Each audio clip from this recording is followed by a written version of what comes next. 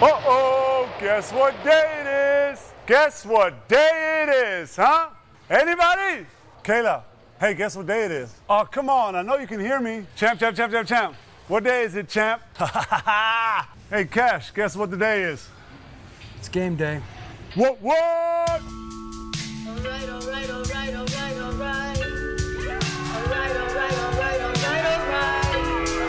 I never listen, I'm gonna listen.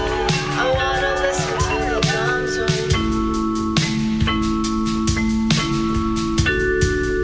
And Mike, Dan Mike. Jake Mike. It is game day. It is. You might not have thought we'd have a game day here on this Monday. I did not, no. That would be a fair take. Juneteenth penultimate eve. 2 days before. It's always the best episode of Juneteenth. Yeah. The one before the finale. Anyway, some know this, but some who are listening in the future don't know that we're actually live streaming today. I think we're going to call it a why not live stream. Okay. Why are you doing it? Why not? What's the thought process that went behind it? I mean, why not? Oh. I mean, how do you answer that? There is no answer to it. Why not? So, yeah, that's what we're doing today. We're live streaming to the world. Whew. Don't be nervous. And we're trying to recreate, as best we can, the atmosphere of Friday. You guys remember Friday was game day, game 4, and then everything turned out awesome. Yep. So what I've done is I've worn the exact same shirt. Of course. It's my favorite Mav ever. Kyrie Irving. I have brought the power of the 2016 champion hat. Yep. There it is. Championship hat. If you remember, this Cavalier team had a couple things in common with this Mavalier team. They had... Nobody's doing Mavalier. They, of course, had Kyrie Irving. Uh-huh. And they were down 3-1 in the series. Now, were they down 3-0 and then 1? I just follow what I just said. Okay. I'll stick with the script. So, unlike Friday, we do have to welcome in. He's back. Look at our little champion. It's Blake Jones. Hey, everybody. Your new favorite Maverick? I bought that. I was so upset. I got this mad mail. You were not here the other day. It got here late because it's from China. Somewhere, real far away. And I was so upset it didn't get here until you were already gone. And then I'm like, well, I'll just have to wear it Friday. We'll see if we can channel the power of Kyrie. And it worked. And now you're back and you get to bask in the glory of the Kyrie jersey. I mean, 2 years ago, Dan, one day you're going to have a Mavs Kyrie jersey. And he's going to be your favorite player. Not even 2 years. And I overpaid to rush it. Yeah. Express, for sure. I had to get it. Yeah. I had to get it for you, for us, for the city, for Kyrie, for the tribe. Mm-hmm. Hella. Are you staying up late again? For my tribe. No, let's not go that far. Yeah. So you're not the same as Friday. No. So if indeed we lose tonight. It's my fault. We have found but that's kind of the way the show goes, right? If something goes wrong, it's not our fault. Blake. Yeah. But what is also the same as Friday is we just said, you got to come back. Maybe it's all you, dude. Over on the couch, Danny Balis, the great Danny Balis. Pull my audio up. Why am I not up? Why is there no snare in my headphones?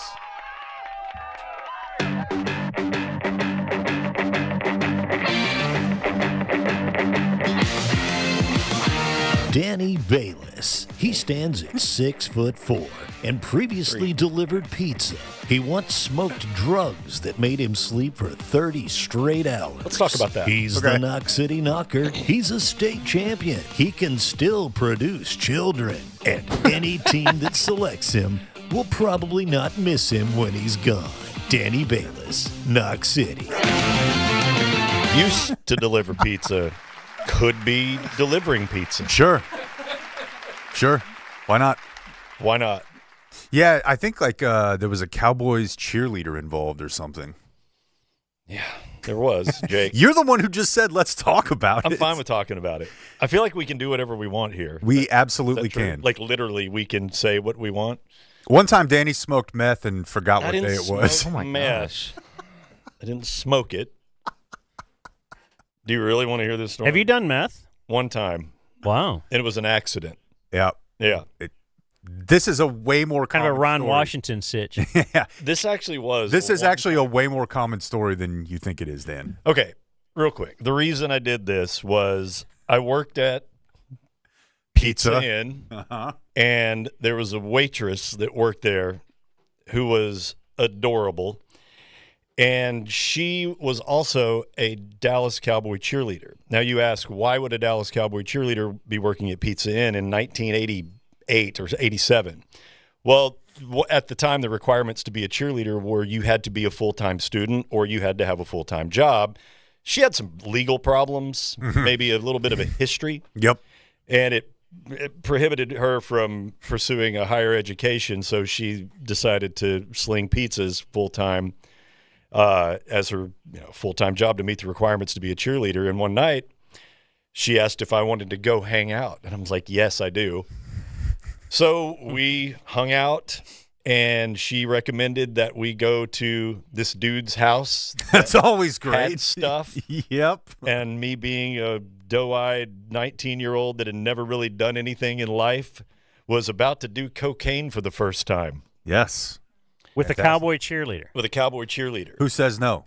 She could have probably had me injecting fentanyl into my arm that And night. you would have been like, I would "Ah, have. let's Yes, absolutely. give it a go. Of course I would. Why not? Yep. And it ended up not being cocaine. It was crystal meth. Yep. And I stayed up for, I believe, about 30 hours. And then I slept for another 30 hours. It's in the open. And I lost an entire day of my life because of the sleep. And well, if you sleep that long, your body really needs it. It did need it. That's what we tell. And that's the only thing that I've ever put up my nose. I've never done I never got to do cocaine. Yeah. Because I decided at that moment I'm never doing Skip that anything like- stage. Yeah, absolutely. Yep. I know a lot of people that do cocaine. You're here in this room.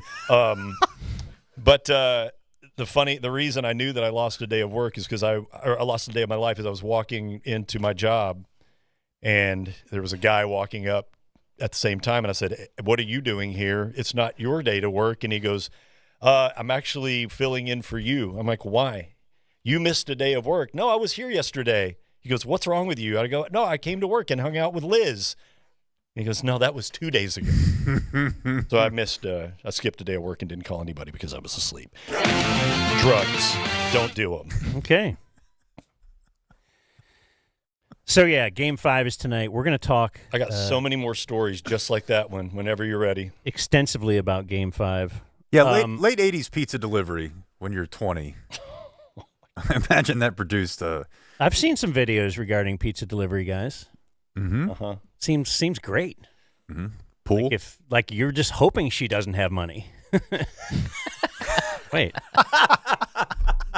How are we going to complete this How are we transaction? going to settle this?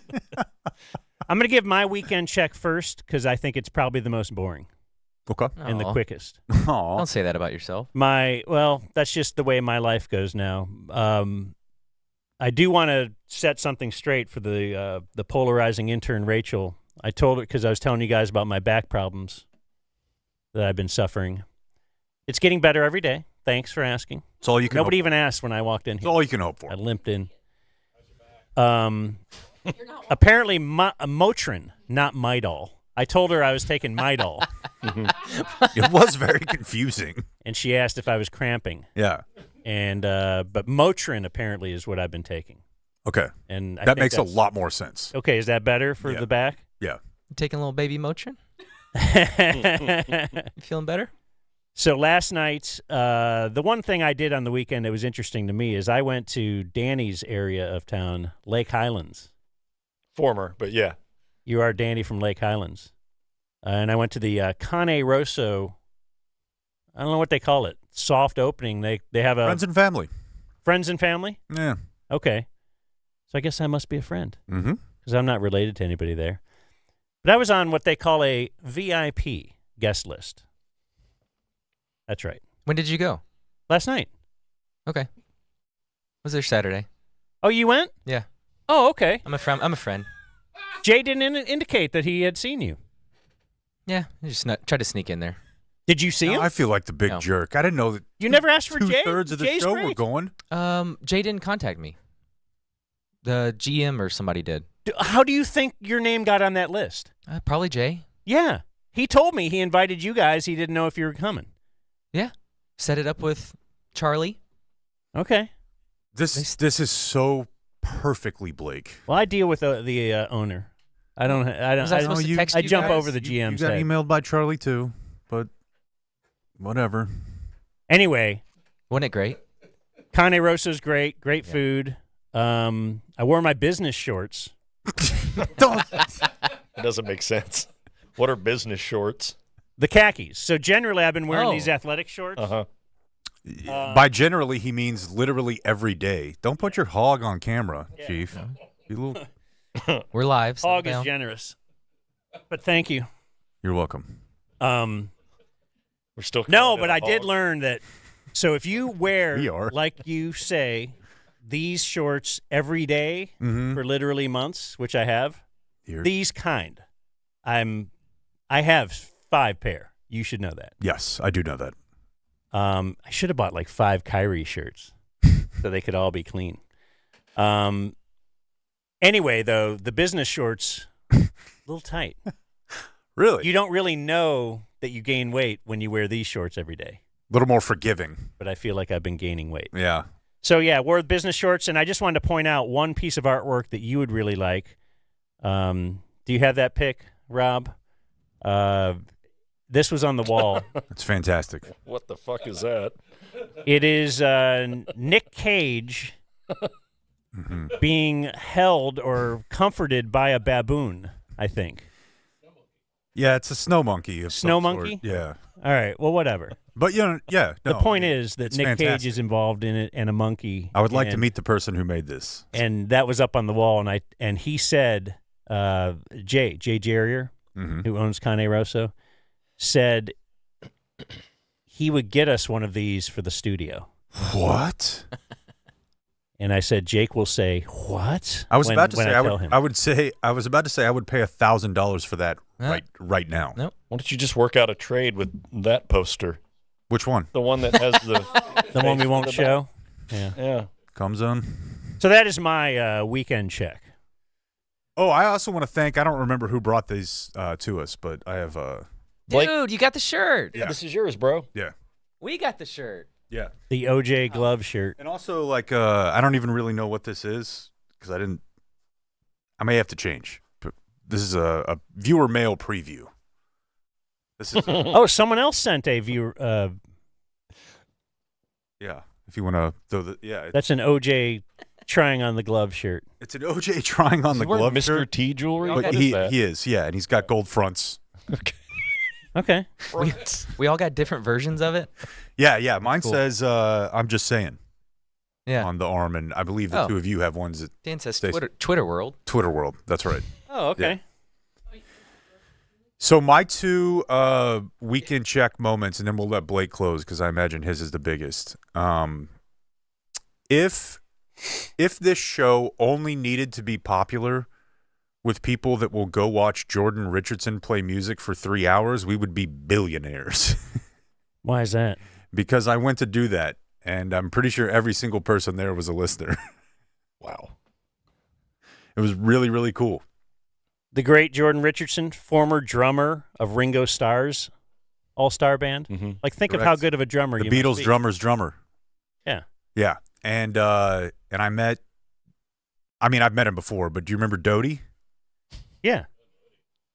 Doty was a big part of the Hang Zone theme. Okay, yeah, We he's spent great. a couple days working on together. And we both poured one out for the fact that we'll never hear that song again. Is that intellectual property of your former employer? Well, George is very good at tweaking things to make them now your property. So I think It's he possible. could do that, yeah. It's possible, but that in its exact form, we won't hear it again. yeah. But he played Sam Anderson from Quaker City Nighthawks, played a solo set. It was really not a solo set because George was just playing drums, and they had different people up there, and then George DJ'd, and he had a ton of technical problems, which is awesome to watch when it's not you. Oh, really? I love it because I know exactly what he's feeling in that moment where the computer's just not.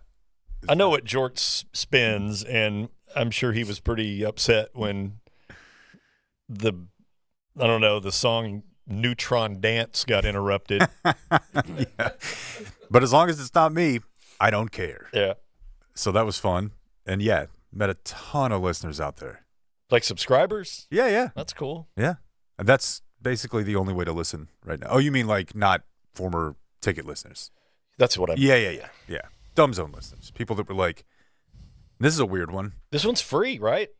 Right now? Today's free. Absolutely. Wherever you get your podcasts. But I mean, it's on right now. We're on YouTube Live, correct? Yeah. We are on YouTube Live, yes. Awesome. But like when people come up to you and they say, I'm so proud of you. You guys might. I have no idea how Like, to yeah, interact I don't know, with that. really? I'm not proud of myself, so that's Why? an What did we interesting, do? interesting turn. Yeah, no, Jay was saying that stuff too. He wasn't saying he was proud of us, but he was saying he relates because he left his corporate job at age 42 to just go open a restaurant. But he didn't have restaurant experience. So usually you would think Interesting. that is the recipe for failure. He did have No pun business intended. experience. Yeah. So that's where he's probably got a pretty big leg up on us. We have a little now, but none at the start. Then I had a dance recital this weekend. I mean, You were in a dance I was not in it personally, but Nora had a dance recital. And I sat next to my dad. Great weekend with the dad, as we were at his house yesterday for Father's Day, and that was cool. And we spent pretty much the entire 2 hours that we were there coming up with hypotheticals of situations we'd rather be in than be there. Was that a long list? Is your wife on the other side of you? Like bothered that you're talking? Yeah, we pretty much would. We kept it in hushed tones, and mostly I would convey them, and he would convey them when there was applause. So, like, the seventh graders finished clapping, and I'm like, all right, it's December 6, 1944. How many? I give you a 95% chance of survival, but you got to get on the boat. Okay, Or that's what you'd rather be involved in. yeah. Wait, June 6th. Excuse me. You're on Yeah. the Higgins boat. That's right. My bad.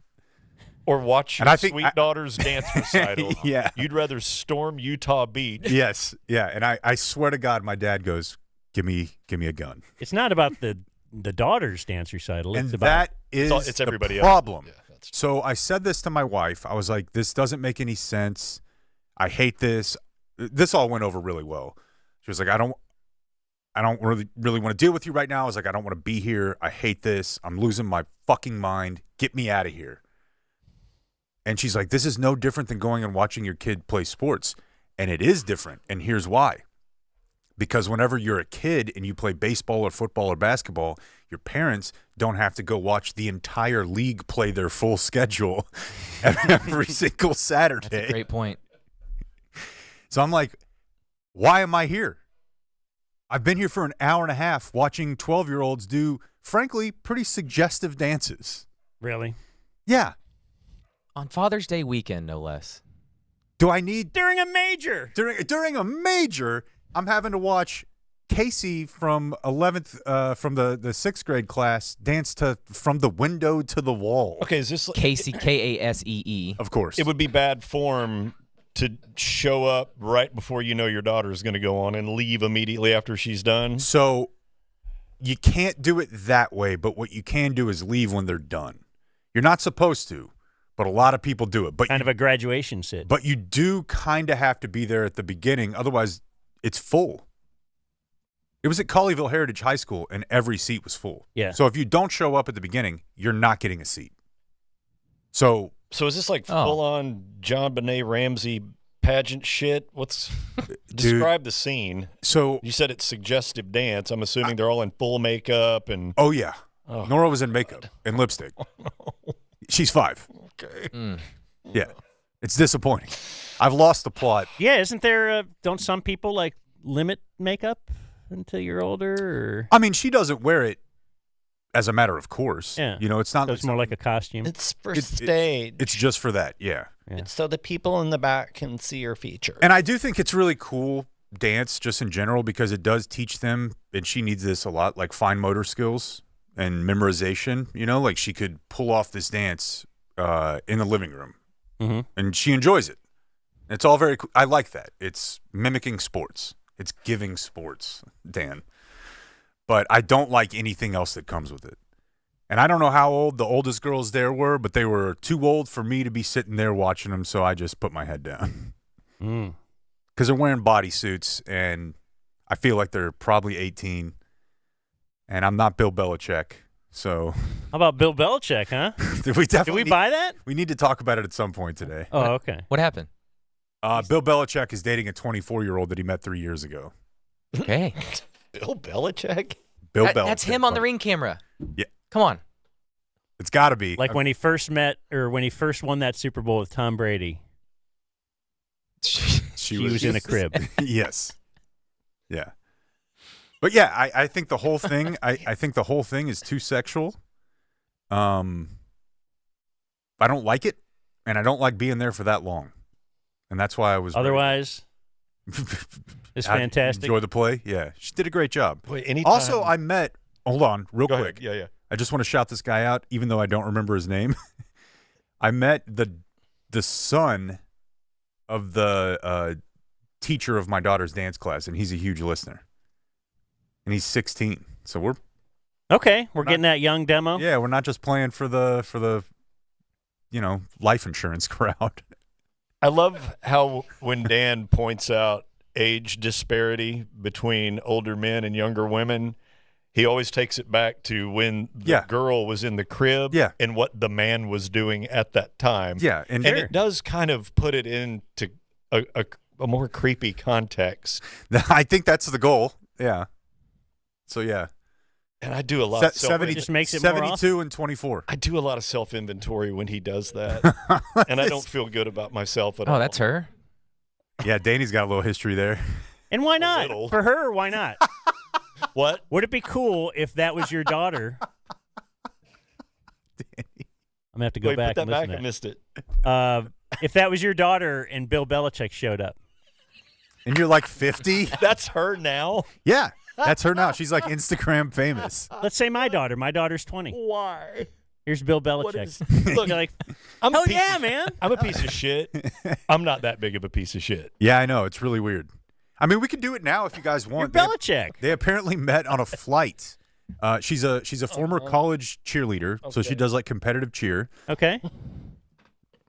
Which is where most of those dance phenoms are headed, right? Like that's the goal.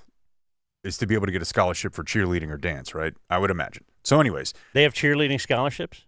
Oh, yeah. Oh. For sure. She's 24. He's 72. They met when she was 21 on a flight from Boston to Florida. So I assume this is like him going to his vacation home. And he's in first class, so she has to be. Yeah, of course. Of course. So at 21. And they apparently bonded over discussing her, I don't know if it was a thesis, but it was termed homework in the article, which is way more infantilizing. Yeah. Whatever that word is.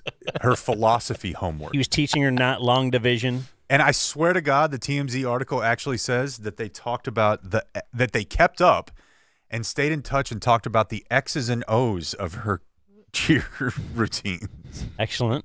Yeah. I'm keeping these mental notes. I just don't think that this comes out if it's not true. And it would have been debunked by now. You would think because it came out like Friday or you would have Saturday. it would be like what was the lady who the baby recently? What? The lady. Who Wasn't there like a rumor about somebody had Mark Davis, right?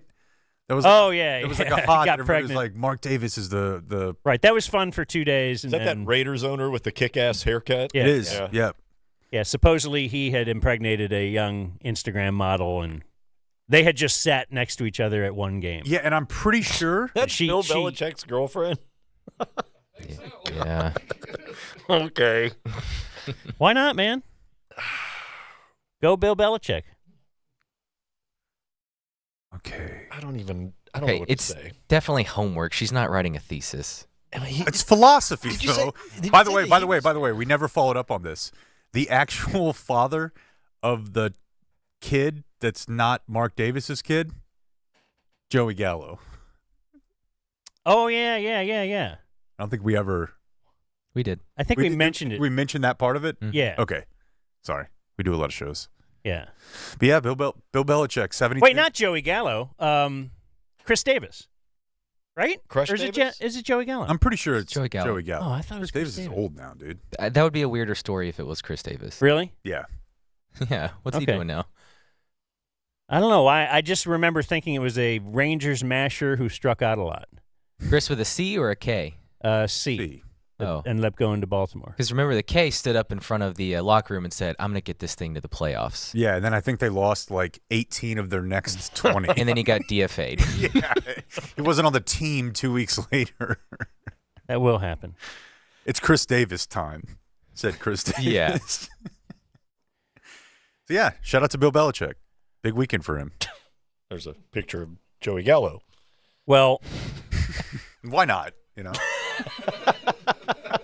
how about a weekend check or probably a week check, right? Yeah. From old Blake Jones. Why did you still dress like you're golfing? Yeah, you're You're I not. thought you'd be in Mavs gear and It's a nice studio. Just felt get like all dressing fired up. Yeah. I don't know. Danny's going to be here. Intern Rachel is in Mavs gear.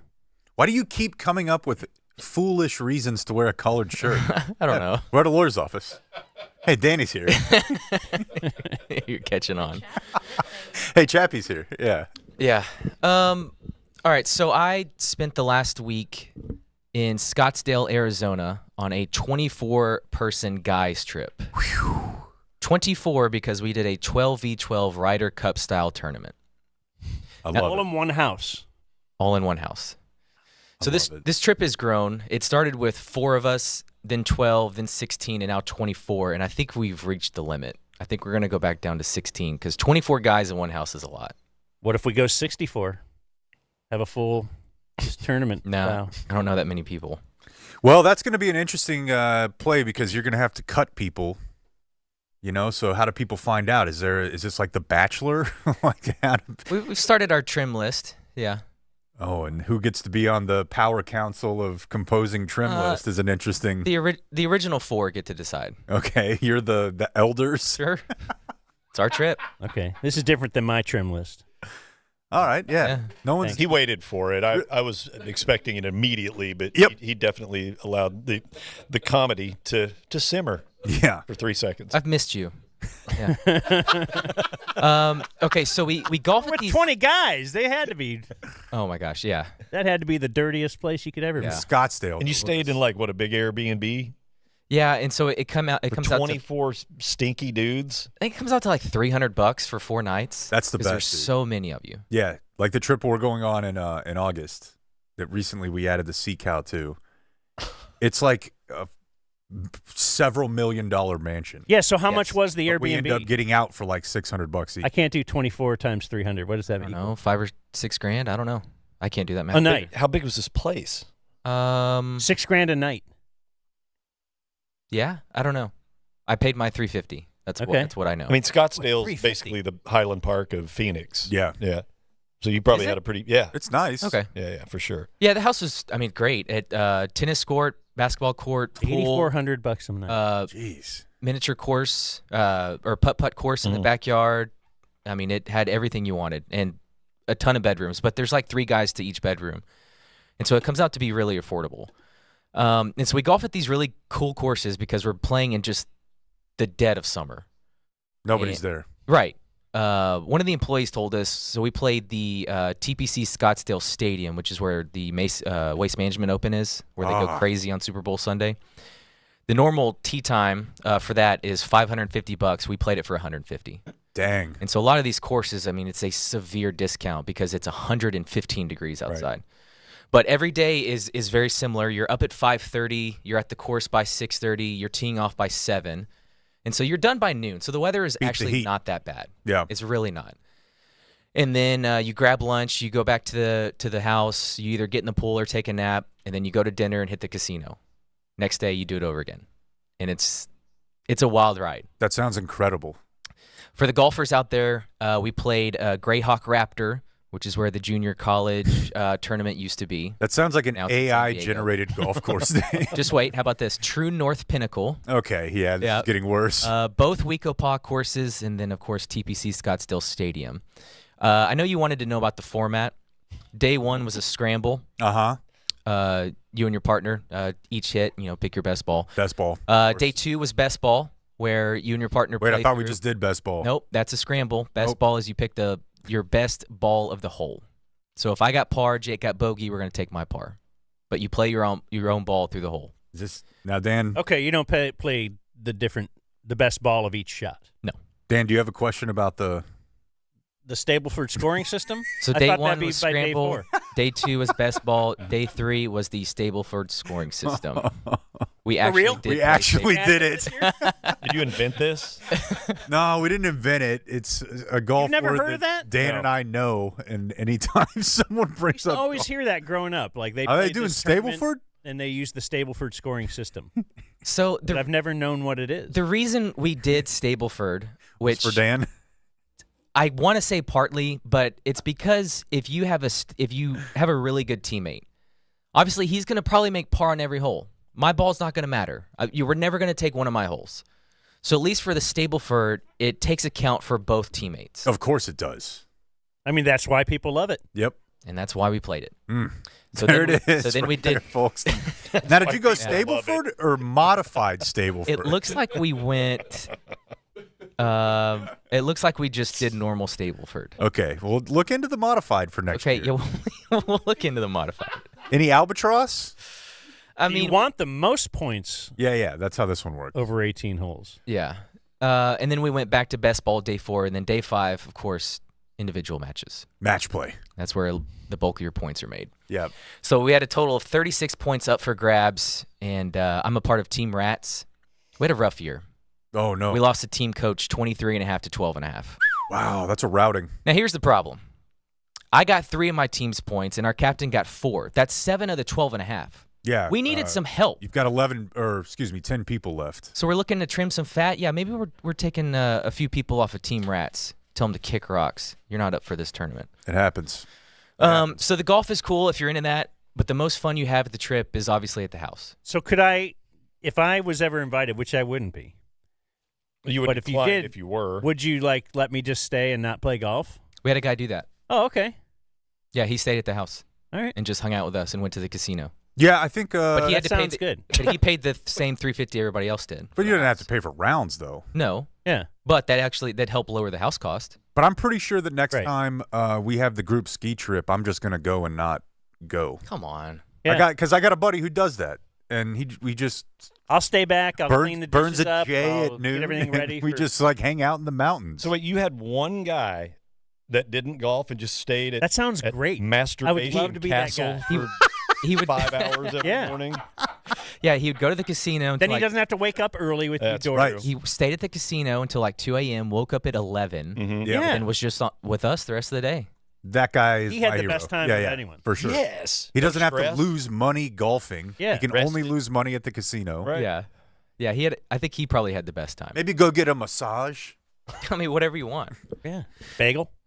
What time were you guys in bed? every Wait. night? Like 10? Wait, A bagel. why would that be the other best option? Well, either a massage or a bagel. Those are the two things you could do The if people- everybody else was gone. In Scottsdale. The two things that people usually bring up for relaxation Yeah. are massage and bagel. Yeah, I'm just saying.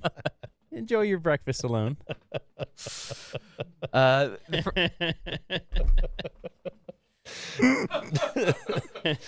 Oh man. The first thing you have to adjust I when guess you get bagel. back is how you talk. Oh, there's no doubt. Because I got home, my wife started yapping, and I just wanted to go at her, just like I did all the other guys. Yeah. You got to dial it back. We've talked about this before when you've come back. Yeah. You curse significantly more. And That you're has- ready to jump on someone for a dumb statement? Oh, my gosh. Yeah. Because, my wife will be like, you're not on the air. Yeah, Oh, we've got- all In fact, heard this you're morning, not on I the got air. in an argument. Write this down for my arguments with my wife. I love these. Because she got up later than me. So I got up and I went up to the den and I started doing, prepping for the show or doing whatever I do up there. And then she got up like a half hour later, so I hear her right down below, and she goes, hi, Dan. I said, hey. And that was it. And about 15 minutes later, I was walking down to get some coffee, and she goes, oh, hi. I go, how many times do we say hi? I go, just 50, she goes, I don't know, every time if I want. Why do you have to be this? What are you, Trey? I've told her that before. She really hated that. Because Trey at the Trey at the station, every time you would see him, Every time. he'd say hi, How's it going, and maybe man? even reach out to shake your hand sometime, like twice in a day. I I'm saw like, you dude. like 2 hours ago. And if I see you was every always day, like narrow. when he would produce for us, if I see you every day, I just don't need to do the whole thing every day now. Yeah. Like we're gonna talk, we're gonna be in a meeting, we're gonna be on the show together all day. Yep.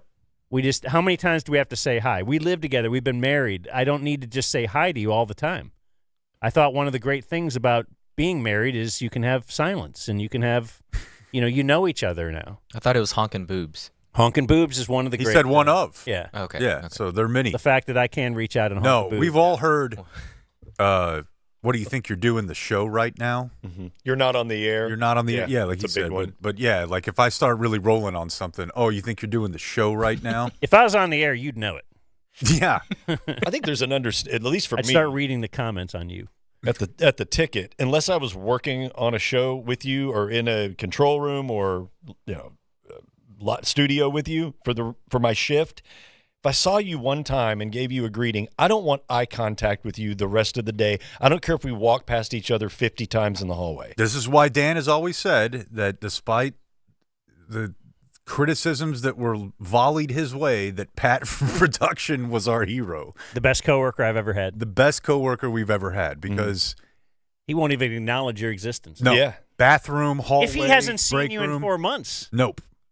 and No you've talk. given him a present, he won't even say anything. And then when it's time to do business and he needs you to come to a production room and read some copy, hey, can you come in here and do this? Quick. And then we do it and then we leave. You walk in there and he's ready, he's rolling. He's not Like doing there's no oh, how was Boy, Cowboys really blew it yet. doesn't want to know about my kid? No. In retrospect, that is so true because anytime that I had any interaction with him outside of doing a job, it was all I had to break the ice. Hey, Yeah. Pat, how's it going? Hey. If you got that, you were lucky. Yeah, But there was no time for small talk. A to B. Dude. Yeah, he's the A to best. B, and I loved it. If I could bottle up one thing, I think it's how I feel with 23 of my buddies around. It's pretty great. It's pretty great. It's Somebody worth- gives me the side eye. What's up? You yeah. got something to say? yeah. That is nice. I mean, that's a big difference. Going through the airport, somebody's being a dick. Hey, why don't you pipe down over there? Yeah. What are you going to fight all of us? I mean, there's a big difference in Pat. You have Pat on one hand, who's just Yeah. doing grunt work, and then you have your GM who will ask you what you think of Dak's contract while he's taking a shit. You know? Hey, They're gonna what's get the deal with Dak? I don't know, wants- dude. I'm wants just trying to get 50, out of here 55. as quick as I can. But yeah, I mean, I remember. I guess it was 2 years ago, the Montana trip. We went to the bar and restaurant at night, and that's when a couple of the fellows ran into Johnny Football. This isn't the same trip you ran into Stephen Jones? No. Okay. I've been They to saw Montana Johnny twice. Football smoking a cigarette. Yeah. And KJ and David Ruff from Circling Back took a picture While with he him. was, I think, going on podcast saying it was comeback season, and he was on his way back to the NFL. And he looked like he weighed yeah. about 140 pounds soaking wet and was as drunk as we were, and it was like 5 o'clock. So I can don't tell know you were that next he was, to your dad yesterday because you said 140 pounds soaking wet. That is that a is dad. a very dad thing. That's That like is. Yeah, for sure. Very chappy. Osmosis. Oh, by the way, happy Father's Day. Hey, thanks, man. Homo. You too. Okay. Speaking of chappy and Father's Day, Anyways, I was just gonna say the feeling of walking into a bar with like 15 of your friends is just Blake's right. You're you just feel like, untouchable. we have now. It's basically like eminent domain. Like, This is we have ours essentially assumed this is our property now, which is worth the price of admission. So you can kind of understand the early North American settlers. Of course. Like, look. They mobbed up and showed up. Yeah. And they're like, look, this is ours Yeah, now. that's Yeah. a good point. Here's some blankets. My dad goes on the trip. Whoa. And I think we talked about this last time, and that was really weird for you guys, but I wouldn't act any differently if he was around or not. Your dad was on the trip. In fact, he did more gummies than I did. You still do? I was gonna say you still do a little. Oh, yeah. I mean, it's on every corner. Did you do the whole Beatles thing where you all sit in a circle? And, Nope, didn't do the circle jerk. Oh, Beatles. Didn't do that. I was trying know to about that. go euphemism it. but- Heard. Okay. Hey, Dad. Just get real descriptive. Is the gummy kicking in yet? In fact, I forgot. I forgot that story is in the John Lennon book that I read. I read a McCartney book and a John Lennon book by the same guy. Okay. And it's real extensive. And I forgot until just last week. My daughter wanted to borrow it. And she's 18. And she's like, yeah, I'm 3 chapters in, and then they're describing the whole, where the Beatles would sit in a circle and like laugh and challenge each other to contest. finish first and all that. It's like, and apparently that's in the book, and I forgot when I handed it to my daughter. And it's early. It's It's like early. yeah, in it's the like book? right Yeah. away in the book. That's no good. The book Like just the kind of first lets you page. know what it's all about from the beginning. I guess Kind of like so. the Sarah Heppola book, trying to just grab you Yeah, real early. Yeah. I suppose so. Yeah.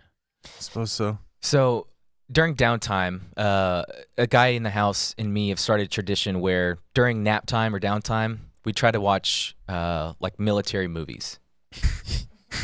Okay. All right, man. Weird. You lay on As the couch, material to encourage your lay on circle the jerk? couch, you got the fan going, you're just trying to relax, just pop a movie on to fall asleep. But it has to be military. That's what we've been doing. Okay, That's just can I kind of just how say it's something? grown over time. If soaking wet is a dad thing, then pointing out that one of the features is that the fan was going, These houses have really nice fans. like that's The comments on the airflow in that house were stellar. It was the fan. in fact, in Airflow. one of the houses, we were looking up the model of the fan because it was that good. Jeez, that's dad. Well, God. the movie this year, Hacksaw Ridge. I'd never seen it. Gene Hackman, right? No. Gene Hacksaw. Gene Clint. Hacksaw? No, it's that's a Clint Eastwood. it's Clint Eastwood produced for sure. Yeah. Yeah, I don't remember many of the actors. But Is it's that the the guy, one? It's from the Japanese perspective. no. No, it's the one of the guy who didn't use a gun. Yeah. Oh.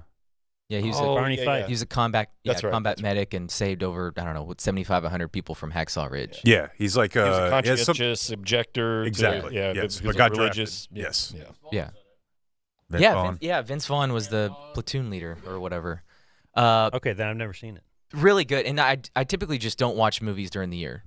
And so I hadn't seen this one. It was really, really cool.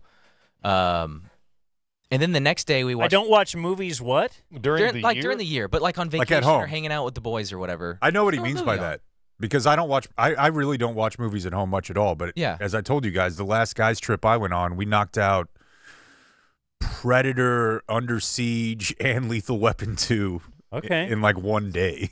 Damn. Because what's The his Alamo name? Greatest Hits. What's his Yeah. name died that weekend, right?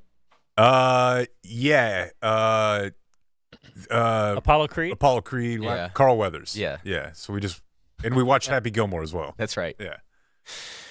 Then the next day we watched Anyone But You, the new Sydney Sweeney movie. Oh, you. All right, dude. And that's when they had the Just circle. bro. You're right. Just bros. I thought there was a military get boners. cool theme here. Like, listen to all the movies I just named and how badass they are. Yeah. Did they have Sydney Sweeney's tits in them? Mm.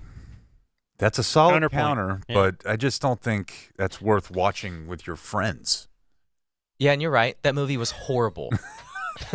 Of course Of course it was horrible. She's a terrible actress. He's a terrible actor. Yeah. I was thinking about this the other night, actually. I don't remember what we were watching, but we don't have any, like, legitimate leading men anymore. Like, even Leo was – we were talking about – my wife and I were talking about Ben Affleck for some reason. Well, they're all in their 50s, the ones that are – I know, but, like, the new ones suck. Like, Glenn Powell, I'm not buying it. What about Ryan Reynolds? He's older. Jake too, Gyllenhaal's a solid point. That's a good one. But, I mean, he's getting up there.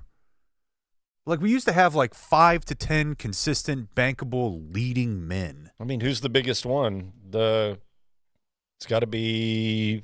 I mean, Glenn Powell is cooking. So you're saying I got Leo, I got Brad Pitt, The guy from Ken and Barbie. Tom Everybody Cruise. knows him.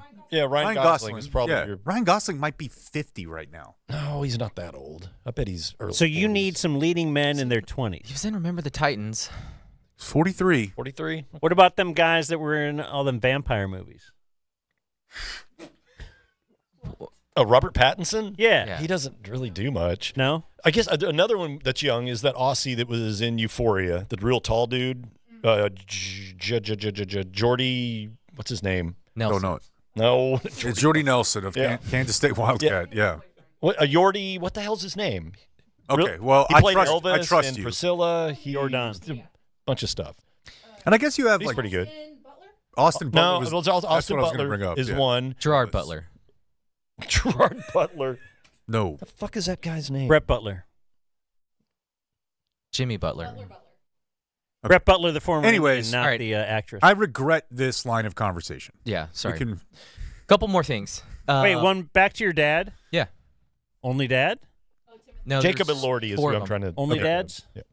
No, there was a few of them. But, I mean, they don't bring down the party at all. It's still a It wild. has to be the right dad. Yeah. yeah, but the wrong dad wouldn't go. That's what I mean. Yeah. Yeah. It has to be the right I don't dad. think there's going to be a dad who shows up that you're like, oh, this guy's killing the vibe. Can you imagine Chappie on a trip? He would actually. I have been for He'd the be the past 5 ringleader. minutes. He would fit in really well. It would be great. Yeah. It would be. It would be based on my day with him yesterday. I'm pretty sure Was he flasking at the dance recital? No, he wasn't doing that. But I mean, he Like he a just- giant he flask full of talks a lot hurricanes? S. Would he gummy up? I don't know. I have heard rumors. I don't picture Would him that as- bother you? Would it bother you if you saw him flaming up, like passing a joint? We've talked about this in the past. Really only because I don't think smoke. But if he like took a little edible, it would be weird, but it wouldn't really like bother me. Does your dad smoke or just gummy? Just gummy. Yeah, Would that I don't bother want him you? to Smoke. I would love it. If you saw him rolling one up? I would love it. Yeah, Because we've talked about that in the past, when how it's like okay for when people your to kids, drink. yeah, like you think that's a rite of passage, having a beer with your dad, whatever, that's normal. And even though I think, alcohol is worse than marijuana, Sure. like overall, like I think if they were both starting now and there was no finance behind it all, you would just say, hey, based on all the pluses and minuses, I think marijuana should be legal, alcohol shouldn't. If one has to be legal. Right. But I can't envision myself passing my daughter a joint, but I can envision having a glass of wine or beer or whatever. I don't know. Yeah, one of the nights we both had a gummy and then laid up watching Duck Dynasty. That sounds Does he ever like sit there all high and he's like like, the greatest Father's Day ever. It was man, I awesome. remember when you were this big. No, it doesn't get. I changed your diiper. Did you guys Now do, look at you. Did you guys do skin to skin when you were watching Duck Dynasty? No. Because he missed out on that. It was a different time, Yeah. wasn't really a thing back then. Blake hates that. I know. Yeah. I know. I just didn't want to be shirtless when the nurses are coming through. That's the best time. Why? Look at you, man. Well, I've seen a lot of movies that indicate that is a You good see time. my fat ass on the couch shirtless? No. I got enough to do. That's when she's Just the like, oh, idea- it looks like you have a lot of stress, Blake. yeah, with the wife laying right there. Oh, so exciting. And then Arizona's a cool place. They got weed, and then they also have sports books. They do. So we watched Game 3 at the new DraftKings Sportsbook. And that was so cool because many of us had a lot of bets on like first score, first quarter spread. My buddy nailed the Mavs by 1 at half, and he turned his $15 bet into $330. Dang. And so, I don't know if y'all remember, PJ gets fouled. It's tied. He splits at the free throw line, and we were all just going nuts. It was a really, really cool watching experience. And then we had funny flight attendant on the way back. I was just going to say real quick that yesterday when I was watching the Open, well, I think they call this one the U.S. Open, right? You're not allowed to call it the Open? I thought the British Open was the Open. It is. It is. Yeah. When they started, and I was watching it with my dad before they teed off, like Rory was like 3 back. And I was like, man, I think I'm gonna put a little something on this. He's like, what are we talking? And I was like, I don't know, probably $20. And he like burst out laughing and made fun of me. Exactly like you guys do. He's like, $20? What's the fucking point? But you never do walk in here real dejected because you lost your mortgage. No, That's no. the But he was like, "What? You bet $20?" I was like, shouldn't you be happy? Shouldn't you be like proud that I don't have a problem here? Yeah, that's.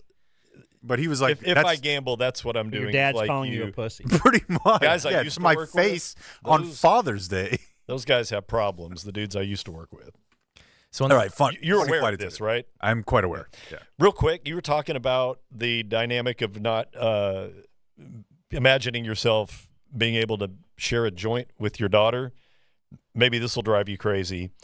When I met my birth mom, the first time that me and my oldest son went up to Massachusetts to see her all together, Mm-hmm. this was probably, I don't know, maybe 10, 12 years ago. We all shared a joint.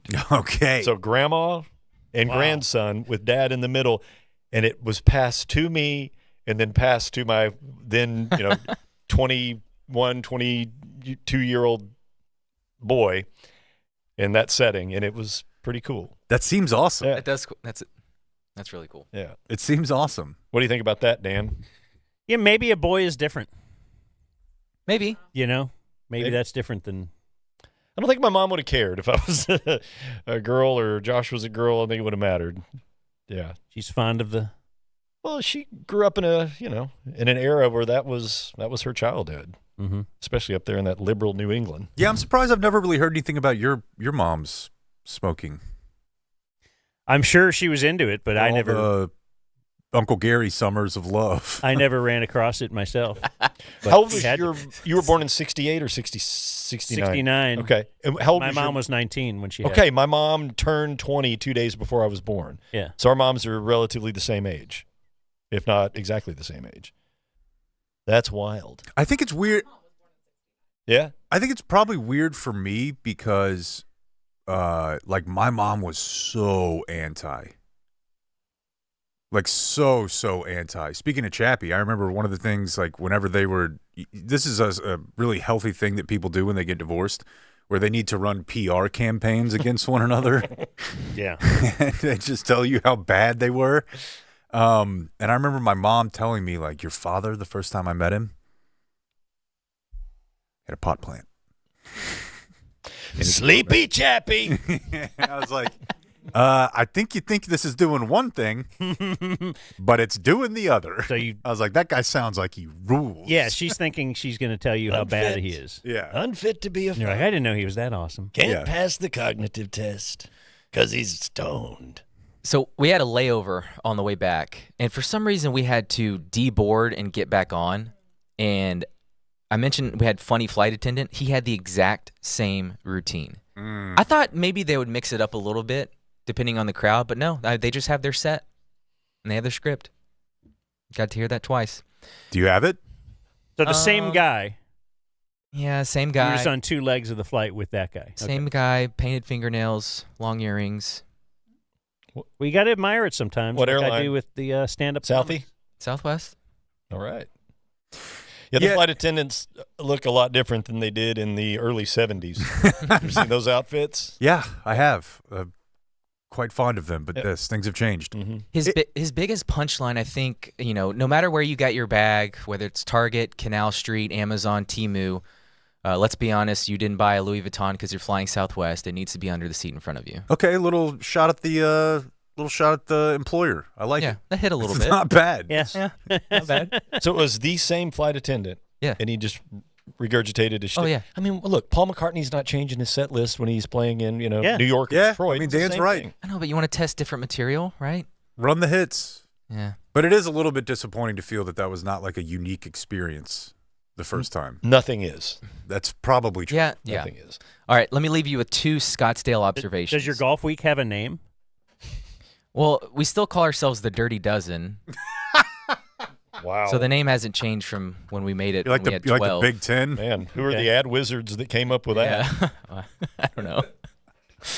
All right, Scottsdale observations. 1, the homeless there are extra wild. They're hot. Yeah, the heat gets to them. they're just they're going nuts. But every single one of them walking in the middle of the street, they got blood all over their shirt, like they're just tweaking real hard. Blood. But like you're so close to California. What are you doing in Just keep Arizona? going, young Keep man. going west. That close? What? They're going to walk to L.A.? You're You're you're closer one than you state are if over. you're in Ohio. You're Yeah. one state over. For sure. Catch a bus or something. You got to get out of that.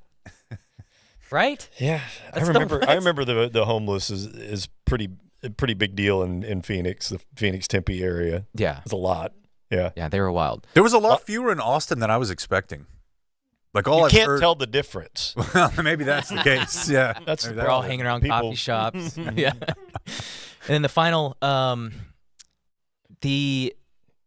what is it? West Coast time zone is the best. The Mavs game started at 5, and it was over by like 8:15. Now you sound like me. But You want- I mean, just think of your work day. Like you're done 4:35, you get home, and then the game is on. Okay, can I say something or I would ask love something that. really, really dumb? Yeah, but football season. Does starting your games Arizona- at 10 a.m. That's not bad. I think that'd be cool. Yeah. Okay, so that wasn't that dumb then. Arizona doesn't change, right? Correct. Okay. Okay. Yeah. Huh. Yeah. During the time we were 2 hours behind. Okay. Yeah, that's pretty sweet. No, my dad used to love it when he lived in Vegas. He's like, I get up and get ready for NFL at 9:15, 9:30. Game's kicking in half an hour. Why don't you just get rid of time zones? Why can't it just be noon everywhere, but your noon is dark? I mean, I don't like that. I could get on board with that. I've told these guys this story a million times, but like when I went to Iceland a year and a half ago, it never got dark. Right. And the wildest experience, pound for pound, I've ever had in my life was listening to Master of Puppets at max volume, shit-faced, at 2 o'clock in the morning in broad daylight. Where were you? At a bar? In Iceland, yeah, at the bar. Like, Yeah, you ever get wasted people in Iceland love metal. Yeah. at a dark bar, And you walk out, and you're like, day drinking, and you walk out at 2 p.m.?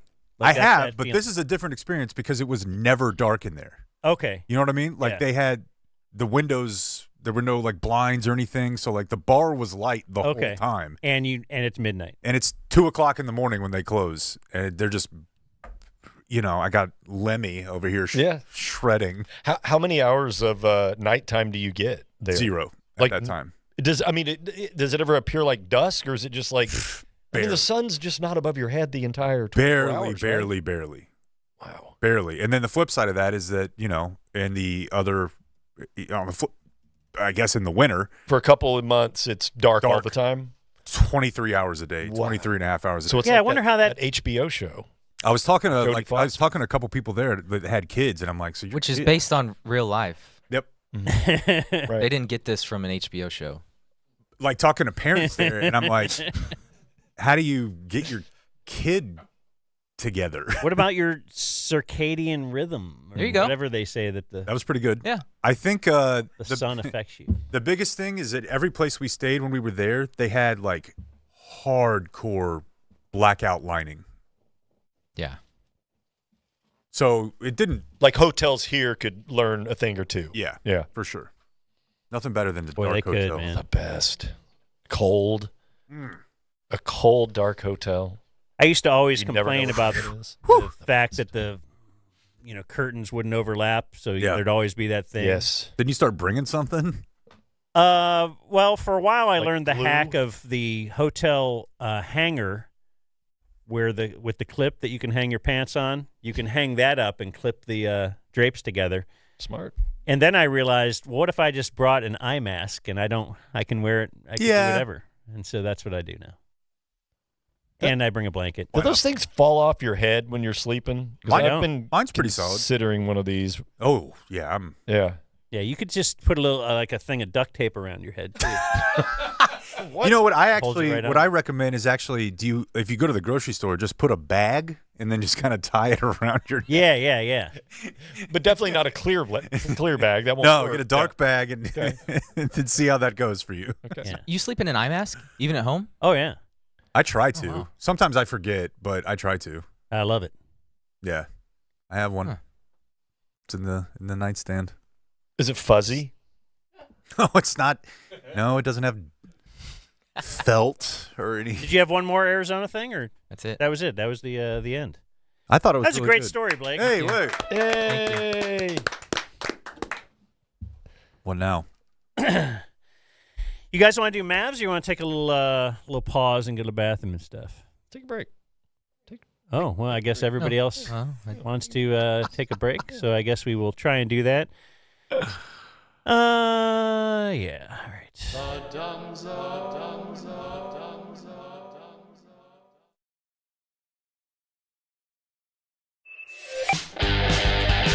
You're listening to The Dumb Zone. You're listening to The Dumb Zone. Give me one of these. The Dumb Zone. The Dumb Zone. The Dumb Zone. The Dumb Zone. The Dumb Zone. The Dumb Zone. Yeah. What'd you get for Father's Day? Nothing. Okay. Go. Nothing at all. Did you? Well, you have little kids, so did wife make sure that they see that Mother's Day is a couple weeks earlier, so she can kind of. It's unfair. Once again, guys have it tougher, but your wife can kind of gauge, well, what do I need to do for him based on what was done for me? Oh, is that how that's supposed to work? It can. Oh, okay. She didn't. It's always I got a little bigger. something. I got a little something. I got flip flops, new flip flops from the greatness of Hari Mari, which I needed. Okay. How do you not have a closet full of those from the old days? Because I do.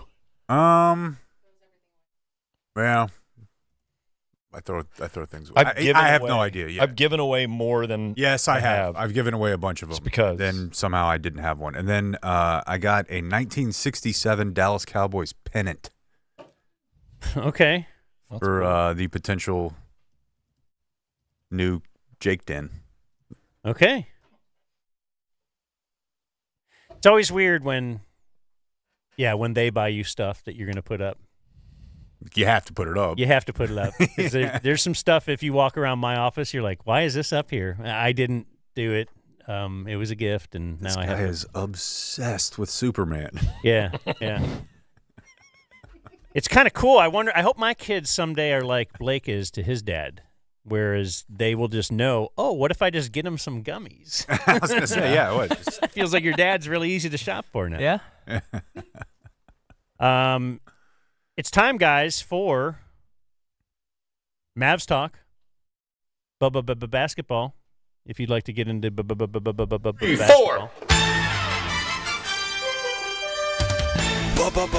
Basketball, give me the ball because I'm gonna dunk it. Basketball, give me the ball because I'm gonna dunk it. We're going to make today's Mavs talk brought to you by E6 Sportswear. That's our merch guys. You know, Raymond. Quite well. And they have a new July 4th themed shirt that they're out there pitching. And they actually have like a really, I'm going to call it a really convoluted contest. Rachel really liked Let Free Dumb Ring. Yeah. Like when she that one hit. So go to E6. What's the thing? It's dumbzonemerch.com. Oh, okay. Yeah. That's a lot easier. But yeah, he's got it's he's trying to help us with our Instagram, and everybody's trying to help us, so it's great. But it seems like it's a very do you agree? I think it's a convoluted contest. It's tough. It's tough for me to wrap my head around it. So go to that website, and you'll see it. Yeah, if you go to dumbzonemerch.com, you can click E6 contest page, and you can, from there, you're on your own. But yeah, new T-shirt design and stuff. Yep, and stuff. So let's do Game 4 post game, and then we can do some Game 5 pregame show all at once. I'm surprised you want to talk any Game 5 preview at all. You're not, Why? It's not typically preview, man. I'm more of a post view man. It was awesome just for one night to be reminded of how great they can be when it all works. But at the same time, and I hate that I felt that I had to put this in the column. For all the hey, this team has their back against the wall, well, that means the other team doesn't. So if you're going to acknowledge one side of the psychological or mental aspect of sports of hey, this is it for us, then you have to acknowledge the other side of the other team thinking this is not. So, I don't want to take anything away from the fact that they were up almost 50 points in an NBA Finals game because it's hilarious. But the biggest margins of victory ever, right? Would have been, yeah. In a finals. Yeah, and I think it was the biggest lead at the time. They were up 48. But, I mean, the Celtics know. Yeah, it was good to see so many, because they all flew their family in. Yeah, no. And their friends. I'll tell you what I loved. I loved that Dave Portnoy was there. Okay, he's big Celtics guy. Oh, yeah.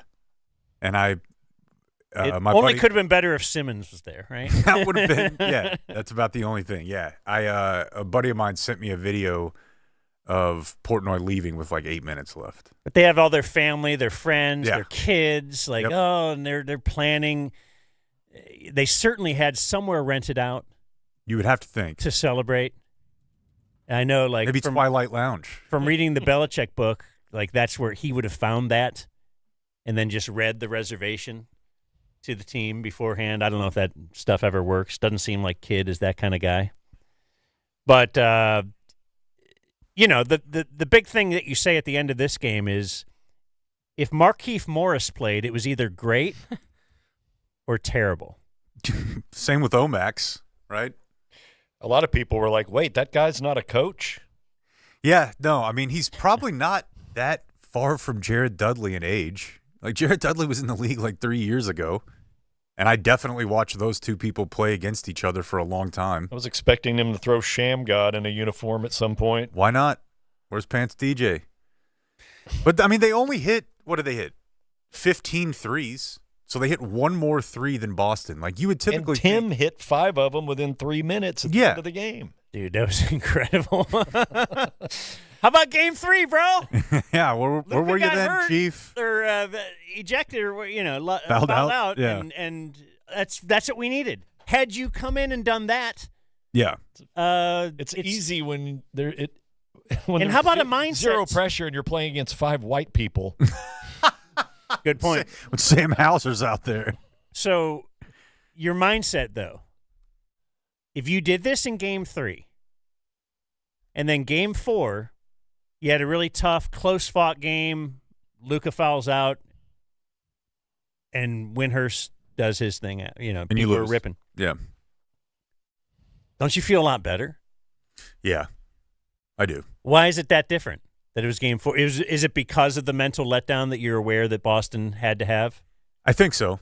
I don't think Boston went into the game already with that subconscious mental state of But I think once the writing was on the wall that the Mavs had what they had that night, their foot was off the gas. Yeah, sure. That's probably what it is. You They fly shouldn't your have gotten family in beat by because you're 40. expecting to win, but then by the end of the first quarter, you're this is Point probably being, not if the roles were reversed and they saw themselves down by 20 when they were, they would have worked a lot harder than they did to close that gap, because at no point did they ever even make a semblance of a run to do so. No. At all. So Dallas is up 26 at half, and they had hit 5 threes. I think At by five- the end of the 5 of night, 15. Luka and Kyrie only had 1 3 combined, right? Luka went 0 for 8, I'm pretty sure. So, yeah, if you Okay. would have told me that there's a game where the Mavericks at some point will be up almost 50 points where Luka has not hit a 3, because I went back and looked at this. Obviously what it felt like was the Phoenix closeout game from 2 years ago where you're just like, how in the hell is a playoff game this lopsided? The Mavericks shot 48% from 3 that night. Like Dinwiddie made a butt ton of them. Jalen, Luka. That's the way that they used to have to win. So this was just kind of a nice reminder that they are a team that doesn't have to just shoot a ridiculous clip from 3 to win. They dominated the paint. Lively was everywhere. Lively, I told you. You weren't here when we talked about this last week, Blake, but that's my best case or best chance scenario for the Mavericks to get better over the next couple of years is for Lively to turn into a stretch 5. They say he's good at it. Yeah, he's been doing it all year. In practice, like Practice, I've said, yeah. you just watch him. He attempted 2 threes all year. No. Yeah, I didn't mean in the game, but he's been working on that all year in practice. He was open and he ripped it, and it looked completely normal. Yeah, I think he went 2 for 13 at Duke. Yeah, his Duke numbers are really, really weird, which is why I wasn't that fired up when they picked him. But Lively seems like a leader. Lively. I heard Simmons mention this because he was worried about Derek Lively, and so I went and looked at the popcorn Popcornmachine.net. Yeah. At the flow chart. So if you add up the second half of Game 3, which is where they're taking a lot from that, like, hey, we did some stuff there, and with Porzingis out, we kind of unlocked some things there that we think we can carry forward. And you never know how that works. I don't believe in carrying forward momentum, but if you carry forward, you have some actual things that you're figuring out. Add up this, and then the first half of Game 4. Lively had 6 points, 12 rebounds in the second half of Game 3, 6 points, 10 rebounds in the first half of Game 4. So in the last full game that if we add those together, 12 points, 22 rebounds. He's doing stuff that he wants. He's sideshow lob. Yeah, the lob game was back a little bit. A little bit. Cool. They had 5 or 6 dunks compared to Boston's 1. So it felt like regular season Mavs. Like the end of the regular season Mavs. Get out and run with a little pace. Long Luka passes. Gafford's still playing well. He had a lob dunk. He blocked a Tatum 3. Mm-hmm. That was awesome. Like, I feel like I love that. Reggie Miller called it the Twin Towers, which is not appropriate because they're not out there at the same time. But no one says that around here. The two-headed monster or whatever. I noticed their bench players, role players, Exum, Green, Jones Jr. It seemed like they played with a lot more confidence and decisiveness than they had in the first 3 games. Like, they all looked like they had finals jitters. How much of that was it seemed like they shook a lot of that off. These are guys who have never been at this stage before. Boston, all of them have, and they've all taken it in the shorts. So they realize, like, we've got to take that next step. Like, those guys you just mentioned, are they kind of like, maybe was it Game 3, second half? They start to, okay, we belong here. We can do this. I don't know. You get a game like that. It wasn't like they squeaked one out. Yeah. Like, they showed we can dominate this team in different stretches. Now, how can we keep it together? It's really difficult to try to unlock this mystery on what to think about, not only tonight, but you really can't think beyond tonight.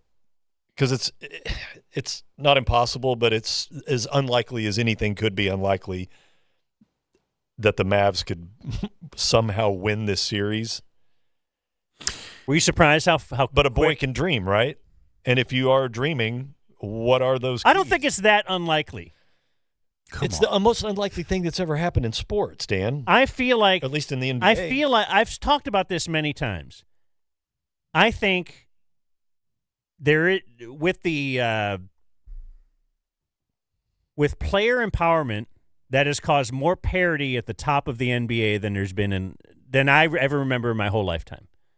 Like, there's more teams with a chance to win it going into every year. With the way the three-pointer has changed, in a small sample, like certain games, but certainly make it just a little bit of a bigger sample. That's a 7-game series.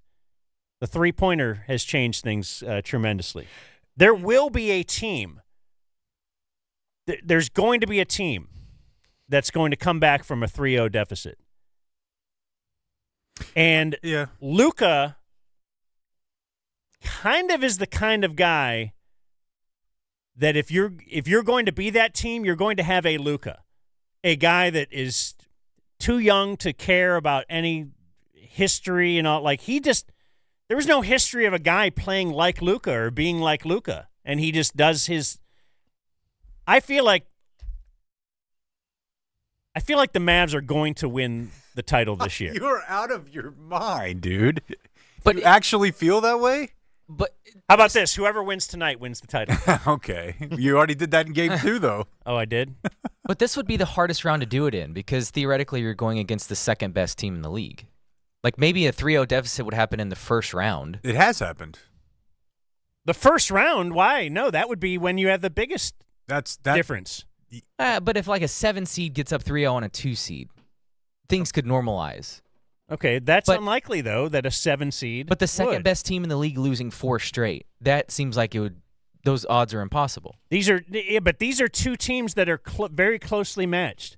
In the last, 30 games of the regular season, they were 1-2 in a lot of the metrics. I think the Mavericks. So these are very close teams. I think that they're not that far away from Boston. You're right. The metrics are there.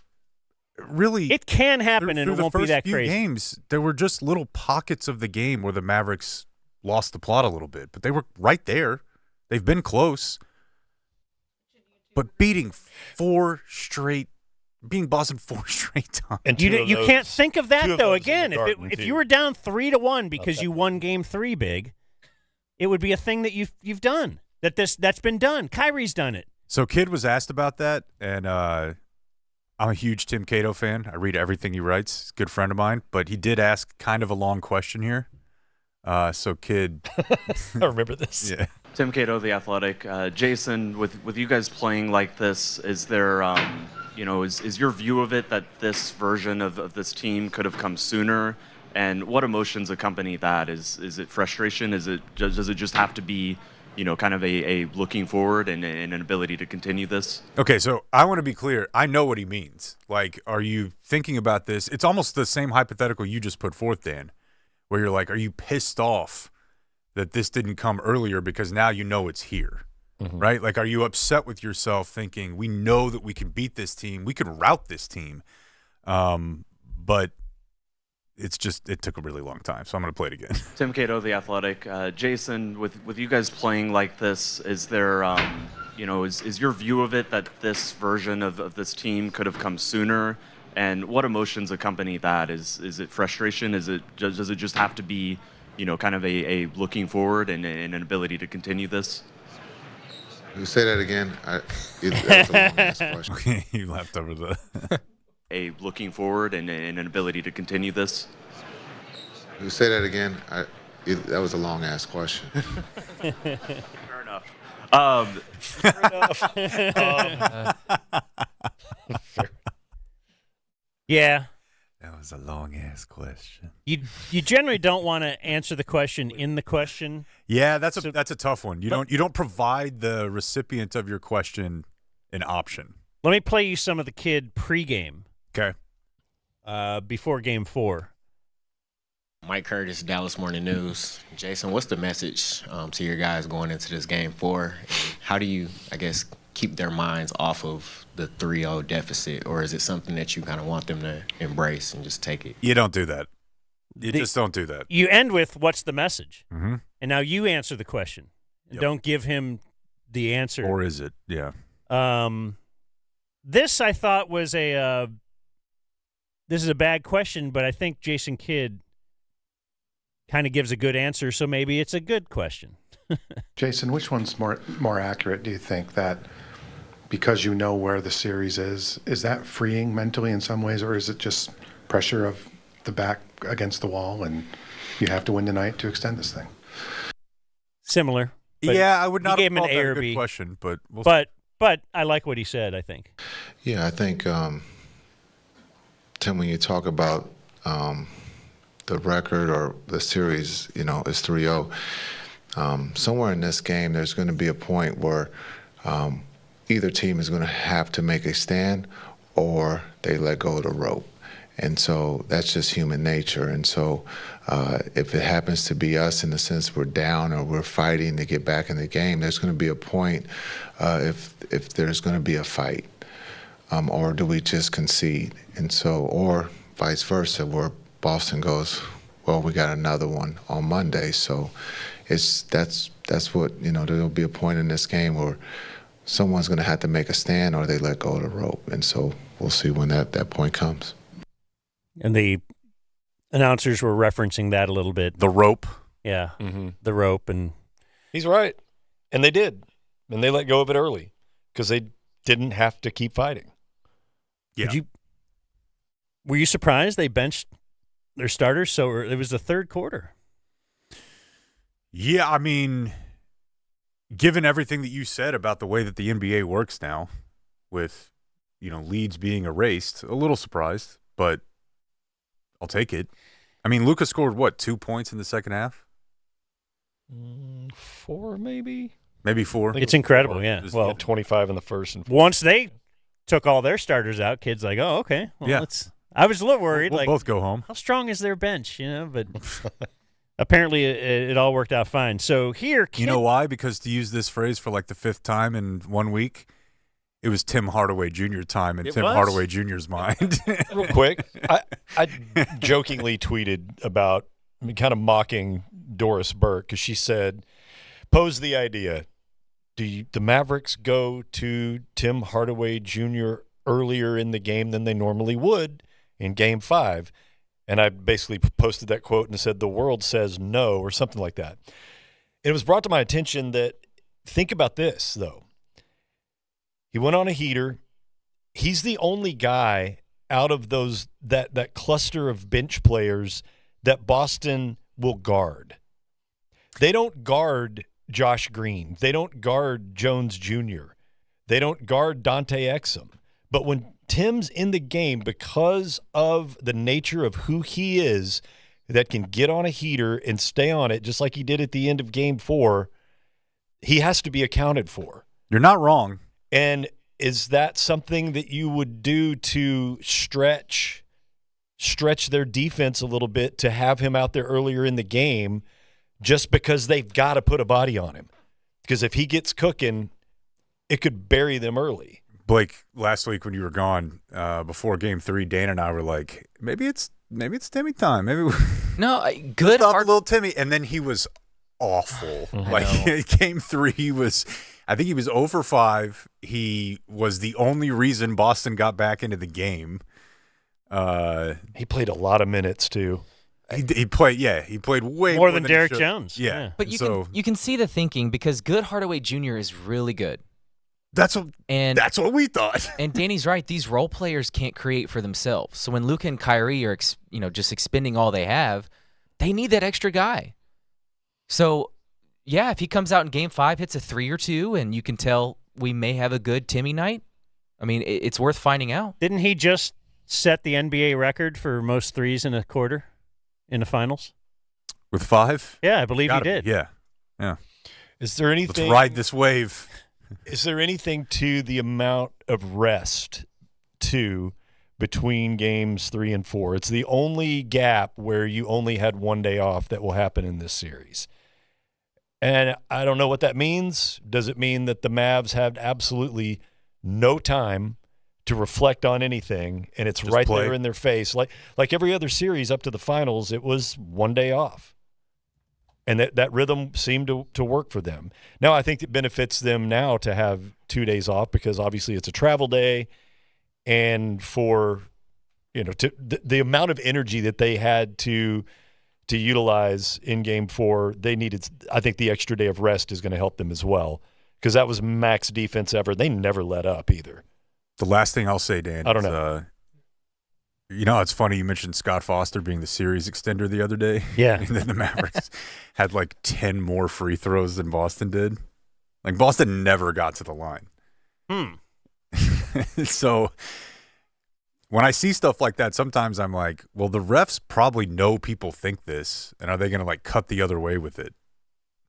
He did not at all. They called him in to do one job. One last job, Scott Foster. Give us a game after the weekend. And the bottom line is, if the Mavs lose tonight, then Game 4, everybody will just say, "Oh, Boston let up. They let up. They didn't have to win it. They wanted to win it at home in front of their fans." The Mavs aren't losing tonight. So Jason Kidd dropped in something in the pregame as well that he just wanted to say. Wet the beak? I'll wet that beak. Okay. The beak is already wet. The beak is doused? For, winning it all and my Luka MVP. Anyway, he wanted to say this. No one even asked him about it. He was talking about the team. You have to train to play into June. And so these are a lot of lessons, not just for Luka, but a lot of my guys are learning. And so, tonight, injury or no injury, we have to go out there and play our best basketball and find a way to win. And Luka has been incredible up to this point, and has still been incredible. And for whatever reason, there has been some personal attacks on him, but he will learn from them, and he will be better when he comes back from it. Okay, so no one asked him about personal attacks. So I thought that was kind of interesting. He is the one that brought it up. And now I think media members can ask good questions. And this is a good follow-up a couple minutes later. Hey, Jason, is there a particular personal attack or narrative around Luka that specifically bothers you? And as a player who went through all of this himself and personal attacks, how have you helped guide him through that? I think those are great questions. Yeah. Yeah, I think when you look at today's athlete, the game of sport is not to be perfect. It's just that, Hold on, by the way. What is the game? That is a hilarious turn of phrase. It's just to win. And when you look at what's come out here in the last day or so, if you've watched the Mavs, Luka has improved his defense, but we're asking him, or some are asking him, to be a shutdown defender. He's talking Windhorst, He's right? talking Windhorst, been on an yes. all-defensive team. He's too But aware been of on 5 all-pro teams, first team. So that means he's one of the top 5 players in the world, and he's playing the game the right way, where he can find open guys. I don't know what that means. But when you're on the biggest stage, someone's got to poke a hole. This will only make the great ones better, and that's when you look at, we talked about it yesterday with LeBron, Michael, the greats, the GOATs. They've all, were poked at, and they came back. Can't have goats, stronger plural. and better.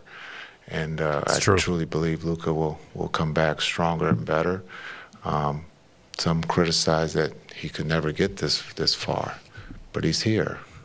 And unfortunately, as a team, he said it best. We win together and we lose together. And that's, we lost 3 in a row. We're trying to find a way tonight to win. But sometimes when you are a free agent in the media business, you got to say something crazy to get a new contract. Or likes or clicks. I don't Boy, know. he really cracked himself up He there. did think that was funny. I think he lost his way a little bit there. Very meandering, yeah. Is he always out of breath? Yeah, when he's got a long I statement think- like that.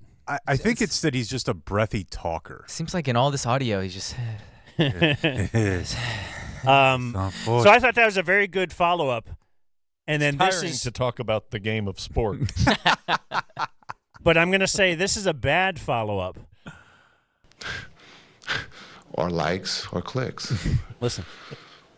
Last 2 questions, back left and up front. Jason, Stephen Bondi from the New York Post. I was going to ask about your personal attack comment. Is there one thing that you felt was over the line? I guess you kind of alluded to it just now. Yeah, I think he actually answered the exact same question. Yeah, that's not alluding to it. Yeah, he flat out addressed it. Or does he want him to say he the word wants him to say Windhorst? Brian Windhorst. Okay. But he's not going to do that, and he did everything short of that. So it's asked and Figure it answered. out. Yeah. Okay. That's No, I think it's just, everybody has, this is a free country. Everybody has the right to their opinion. I love when he does the free country It's, bit. I love it. Sometimes we might take it a little bit too far, right? And Well, too understanding much when freedom. you put yourself in that person's shoes. Could you stand up to the barbecue? Don't know what he's talking about. Sometimes Keep we going. want to fry someone, but if you reversed it and it was you being fried, would you like it? Most likely not, right? That's just the nature of the business. But this young man has done nothing to anyone but play the game of basketball. And when he's asked the question, he's never run from it. He's answered it. True, I guess. And he's 25 years old. And, and I think that's what I'm more disappointed in, is that we're at the highest stage where we have one of the best players in the world playing the game the right way, but we want to criticize some of the things that he does not do well. I don't know if you've followed sports a long time, Jason Kidd, but I mean, it feels like Dirk got this, that like every single person gets this. And let me be clear, if there was a shark until and a they battery. win it all. Yeah, we need. But yes, that was. I always thought that was incredibly unfair for Dirk. He would score 28 and pull down And there's 12 a shark rebounds. that's approximately 10 yards over there. Yeah. By the way, a lot of shark attacks lately. Did you notice that? A lot I of did shark. notice that. I mean, it happened to Kidd. But dude, this is all performative. All this is him trying to make He needs for Luka and the know that guys he to will know go- he was battling the media for Yes. you. Yes. Yeah, and I did hear Kyrie in the addressed that post game too, address that. Yeah. But when he does do him well, we're going to come back and want to talk to him. And then when he says, no, I'm a pass, then what happens? Right? So, I think don't it's know. just Know what that sometimes means. unfair or, warranted to be able to say those things. No one in this room is perfect. Ooh, he does that. Right? So He loves to do that. Give my man a break.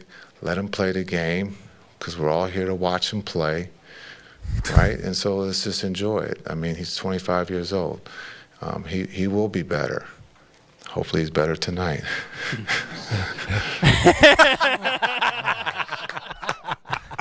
He's so weird. I know. That whole It's barbecue so weird. metaphor, that was real Trumpy. I It was awesome. I liked it because it put Windhorst in a food-based situation, barbecue, which we're fond of. But fried. I also, I mean, it's the job of the media to be critical. You want to hear Luka post game? Sure. Or at least just on court post game. Yeah. Oh, actually, yeah. So here's all I have from the game broadcast. You weren't here last week, so let's reset for you and anyone else who's just tuning in. It's a bad booth.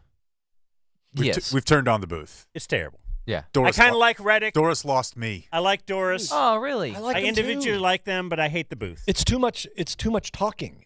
I don't know what it is. Like Doris is talking way too much. And then because Reddick is the young analytic guy, Doris is trying to be analytic guy, and I got to impress him, and it's all. They both know a ton and are very good. They're great together, but they're both there's something shooting weird happening at volume levels. Yeah. Yeah, when I was leaving Friday, you said you missed Reggie Miller.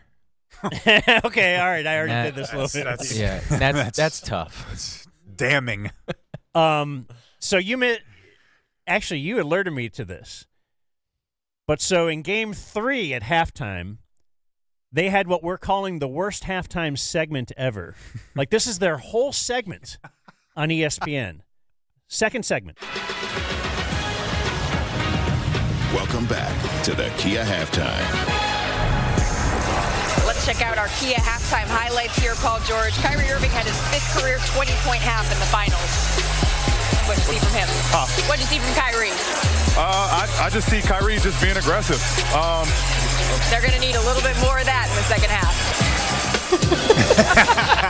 This halftime report is presented by the All That's the whole report. They had an open and an Yeah. outro. Good Yep. Lord. A sponsor. The whole Yeah, as report. Video Man pointed out the other day, the funniest part about that is he goes, huh?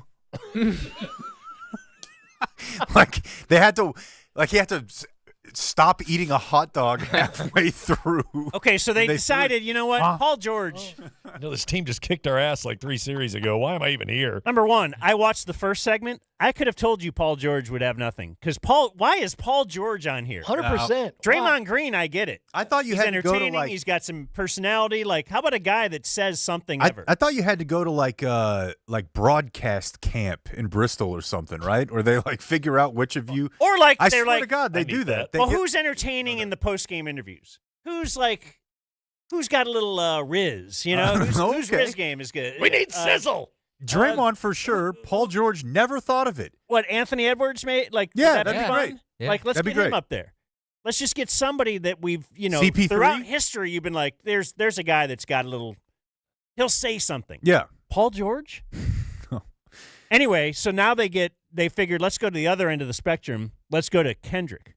They're going to use him on the halftime for Game 4, and I'll include the end of the commercial, just so you can realize again how incredibly short this segment is. Applebee's late night, because half off is just more fun. Now that's eating good in the neighborhood. Welcome back to the Kia Halftime. Perk, let's check out our Kia halftime highlights. Kyrie Irving, 11. I want to point out, she just said highlights. Plural. Yeah. Perk, let's check out our Kia halftime highlights. Kyrie Irving, 11 points in this first half. Kyrie balling, look, right here in the sweet spot. He said he was going to come out fire, and he did just that in the first half, fouling Luka lead. The Mavericks up big. Second half coming up after this. That was the whole report. Great. We're just going to break? It's literally 15 seconds. 3-row Kia EV9. Now, at least he was paying attention and was ready to say something. But they showed one slow motion Kyrie, mid-range shot. That was it. It's a weird. That was the run sheet. highlights. I will give you that. Let's watch the highlights. The structure is very strange. Here's Luka on the court for the post-game interview. Luka, it was total domination tonight from the opening tip. Just how did you guys make it look so easy? Yeah, we know we had to get. We can't lose no more. Like as we always say, we're going to believe till the end. What was different tonight about the defense? He says that a lot. That's a crutch of his. He's like I always say. Boilerplate for Luka. He'll always say, like I always say. But amazing and I like give I him always the say. English third language pass. What was different tonight about the defense and the mindset? I think our energy was way higher. Everybody was locked in on defensive end, and then we played with higher pace. Luka, you heard a lot of criticism, fair or unfair, after Game 3. Just what was it like hearing all of that? See, now this one, now he's right there. It felt like their energy was better and their pace.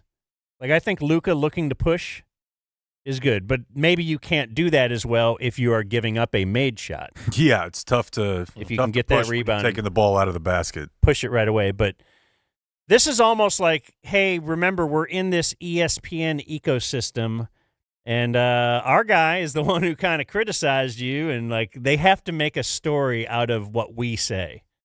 That's the way I take this anyway. Luka, you heard a lot of criticism, fair or unfair, after Game 3. Just what was it like hearing all of that? I'm good. I don't pay much attention. There's always going to be criticism no matter what. I just stay focused and help my team win. I hope that's true, that he doesn't pay attention. Kyrie also mentioned that in his postgame, that he they're like, oh, what great advice do you give to the guys? Well, if they're not paying attention, then isn't it kind of silly to say that they feed off of the negativity to fuel their comeback performances when they True, but don't he's not perform? saying that.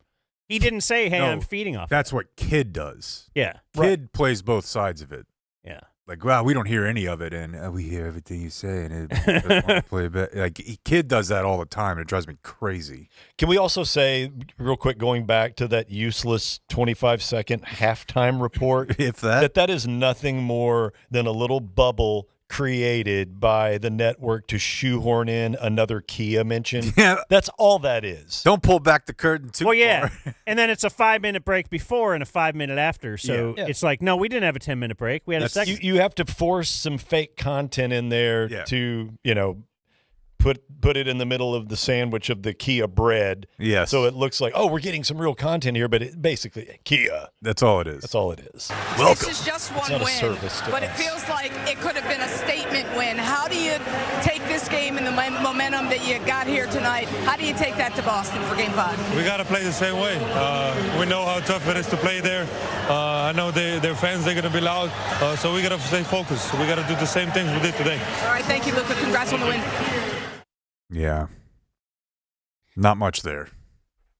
Rarely is. No, but you got to grab Luka. But when he's on with the TNT guys afterward, that usually produces something a little fun. Oh, yeah. He can give you something, even if at times it's just the sound of him making a right turn. Blake, will you join us? When we had him on, it was just the blinker. You weren't here. Uh-oh. But I had these guys tell me that they will join me. We're all going to do the TB12 diet. Stick to it. Look at Blake already. You will not be eating any real ice cream. You will eat avocado ice cream if you ever do. You will eat grapes instead of cake on your birthday. You will eat kale. For how long? A year. 1 year. Next year, when you go to opening day, you will not be able to consume a yard-long margarita. You're doing this for the Mavs to win the title. Jake will no longer be able to drink Bourbon Street hand grenades at his daughter's dance recital. That's right. You must vow. That's exactly right. And we're all doing it? Yes. Okay, I'm out. Why do you suck so bad? Why are you doing this? Because this is going to will them to win. Right. But Tom, wait, what's Tom Brady's Do you connection remember to this? back Wait, in I want to be clear about something. We're only doing it What's if Tom they Brady win. got to do with this? We're willing them to win. Brilliant. So when they lose tonight, are y'all done? Yeah, we're not We even can eat doing it whatever we now. want. Yeah, we're not starting it yet. It doesn't start. They're not going to lose tonight, so I need you to Right. eat heartily just for a few days Yeah. until they Carb win it all. Carb up, bro. Carb up, marathon man, because you're about to go in a rut. This is going to help them to win. My Hey, vow, look, yeah, right there. Bison, I love bison. my vow on Friday. Mahi. I'm in. Look at all that yummy food. Look at all the Blake. different kind of peppers you could eat. Oh. Bell or jalapeno. Why is that funny? Why is it funny when he says it? Look at all the peppers you can eat. Bell or jalapeno. Come on, man. Let's be part of the show. Rob already said he wouldn't do Look it. at all those snacks. Hummus is good. But Rob likes to be behind the scenes. Dude, Doesn't I- like to be I in, make in the Grass-fed trenches. beef jerky? I might just do this anyway. Dude, it's grass-fed. And how That's great how- are you going to look after a year? We're all three just hot as hell. You're going to be getting my so much tail. All four of us, really. Yeah. Yeah. Can you imagine? It'll be the best calendar you guys have ever made. Yeah. Okay, look at that. I can drink hemp. There you go. I didn't even know that was didn't even know that was possible. Or water. Look at that. Even water you can drink. Man. Come on, man. This is going to be great. They're going to win 4 in a row. I'm doing this. They're going to become the first team to come back from a 3-0 deficit. Luka is like, think of Tatum. In NBA, like 50 years from now, they're going to be like, all right, yeah, he was a player. Luka is going to be thought of as one of the top 5 players in NBA history, and he's starting to write that narrative right this second. Can you imagine? The first guy that comes back from 3-0 down is going to be Luka, and his mentor is like kind of walking in front of him, burning sage so that the sage can be all over the court and the aura. It's going to be great. Come on, So Blake. to help propel the greatest basketball player on earth, I have to eat kale. Mm-hmm. That's right. Yeah. You don't even have to eat it You're right figuring now. this out, Blake. You just have to in real vow time. that you're Putting going to forth do the so. idea that you will sacrifice, if he is able to sacrifice and win 4 straight games, which I think is, you would admit, is a pretty significant feat. Yeah. All you would have Let's to just do be is part then of the for show. the next year, like live in a For very once. miserable fashion, and we all have to do it. So, But it will be I don't know worth what it to tell you. because you're going to have this title.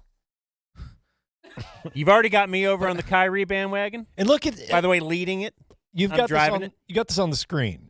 It says foods to minimize. It doesn't say eliminate. Yeah, alcohol. there you go. That's a good So point. if you're drinking a 12-pack a night, just minimize knock it. it down. Just minimize Make it it a 11. little.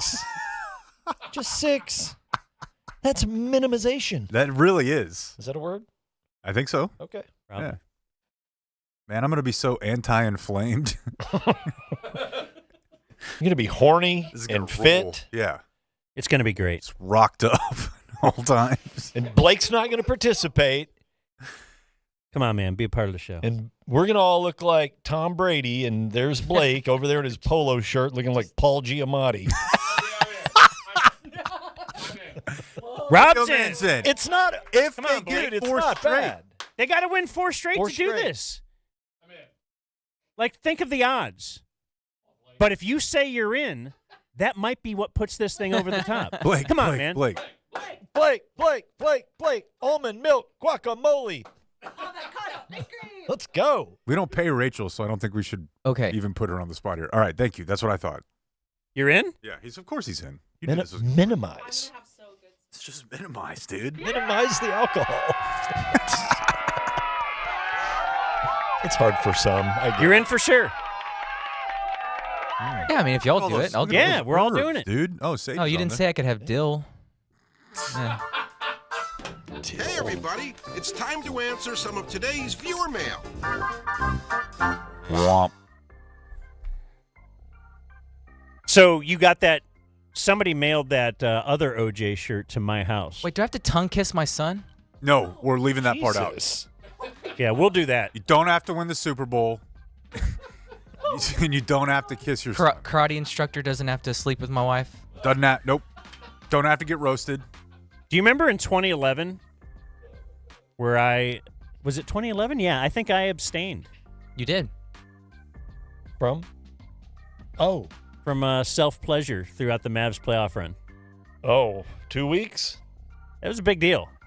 I know. I didn't say I'm going to abstain for the entire year afterwards. No. I mean, I'm human. Let's not be silly. So, like, you didn't do anything? Not self or Well, I mean, the other part was with kind a of friend? spoken for. Yeah, the other part is taken care of. Yeah. It wasn't a... Did you at least... I've been married a long time. Did you at least bring yourself to almost and then go, I got to stop now? That's really weird. Edging himself? Yeah, That's super strange. For 2 weeks. Dear Uncle Hottie, I'm a day 72 subby because I like to wait until after 69 to, come. Okay. It's my lady's O.J. Simpson birthday. More Jasmine and Blake. From Jared Beeks. He does not give his lady's name, so apparently she's 32. And so if you're 32 today and your man is Jared Beeks. And he thinks that 69 is funny. Happy birthday. Uncle H.M. It is my Adrian Beltre birthday. There you go. That's acceptable. It's simple, straightforward. To 29. My leaders are Dan's Eclipse Enthusiasm. The 2-week life of the dumb phone. Yeah, remember that? Not all ideas work. What's the dumb phone? See? We set up like a voicemail line and then just sort of like, it's not really worth it. And facts about Picasso living in modern time, like the fact that Picasso and Dan were alive at the same time, from Omar. Who would have thought? I was trying to impress my daughter last night because I'm watching a show called The Offer. Are you familiar with it? Maybe. It's on Paramount Plus. It's about the making of The Godfather. Ah, yes, I have heard about this. It's very good. I have heard about this. I've watched Miles Teller, right? 3 episodes, yeah. Is that old? Like, not old, but a couple of years old? Yeah. Okay. Anyway, then I was telling my daughter about the Picasso bit.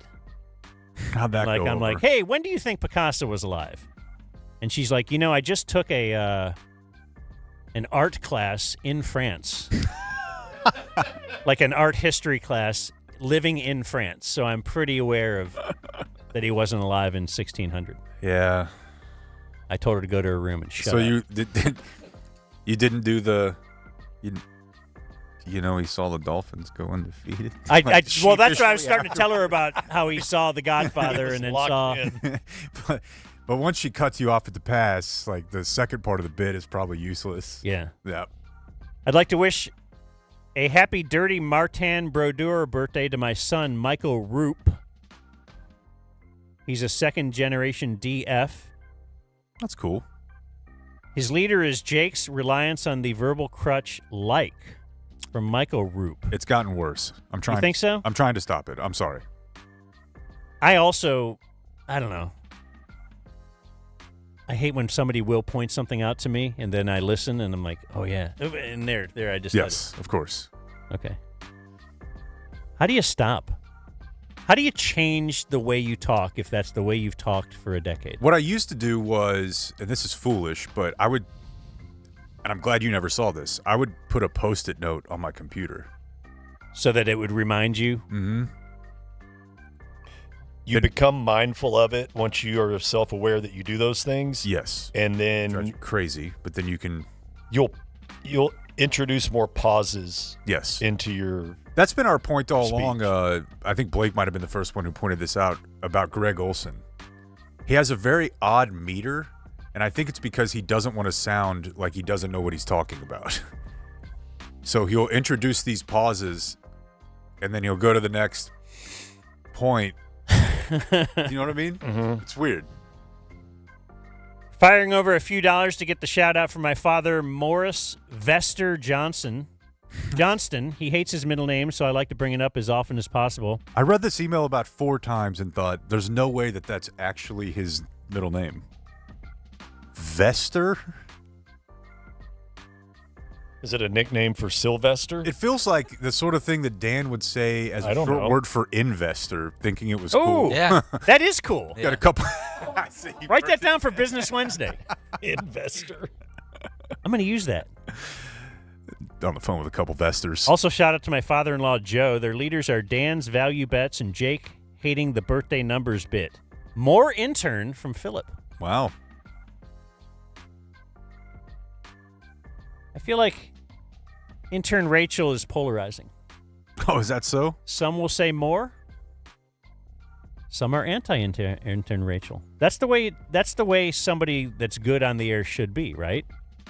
100%. That's my other verbal crutch. But also, how do you know? Why are you doing this? Because I'm getting birthday emails that'll say, they might say less. Okay, less Rachel. if it's email, then that's fine. But in the last 2 years, this guy's turned Don't into... be upset if I went to the Reddit page.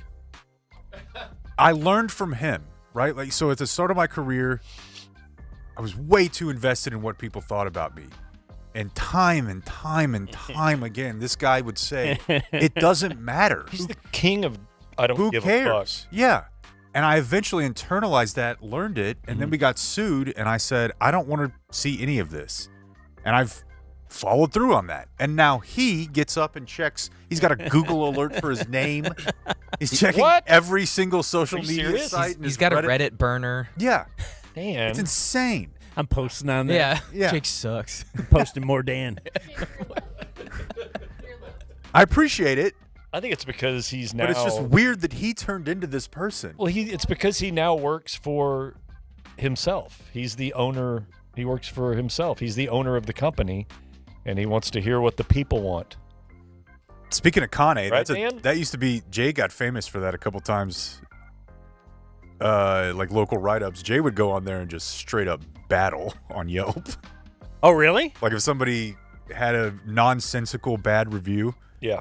he would just flame them. He'll do that on Facebook too. I follow him on Facebook, and he will post all of the negative reviews and his replies. Yeah.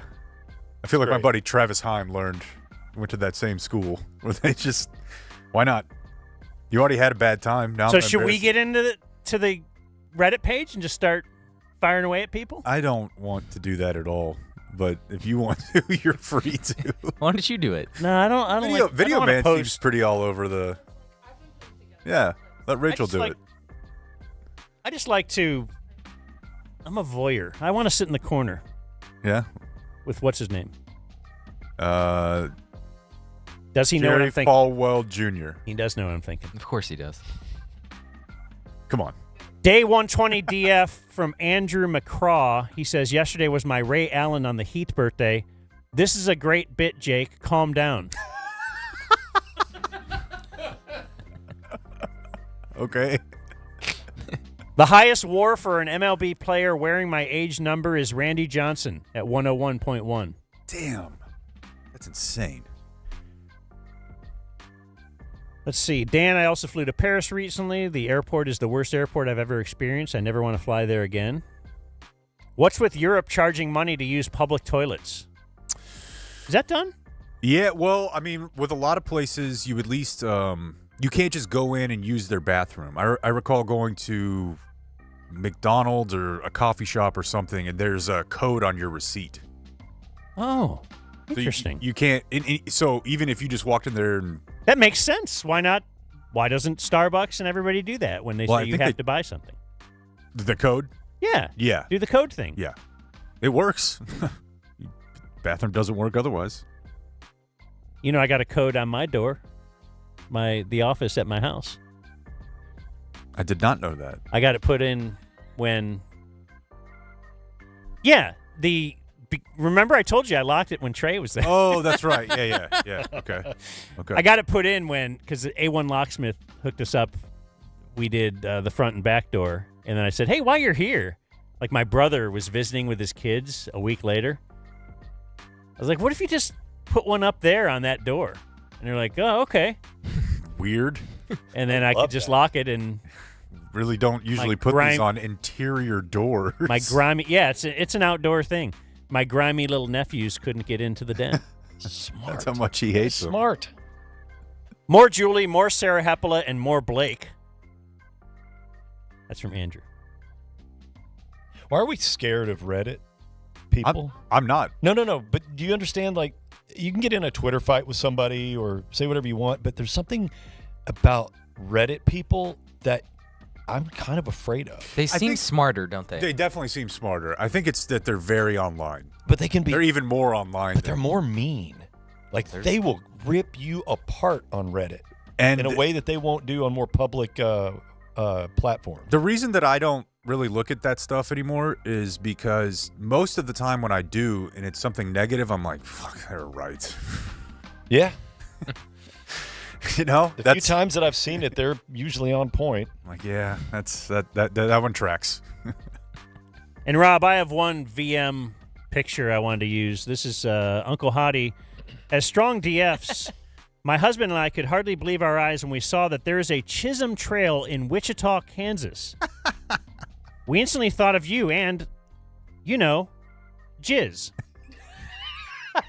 To make things even better, my husband happened to be wearing his Dumb Zone shirt that day. We thought you all might like to see the photo evidence. That's incredible. Is it possible that there are as many Chisholm Trails as 9/11 memorials in the U.S.? No way.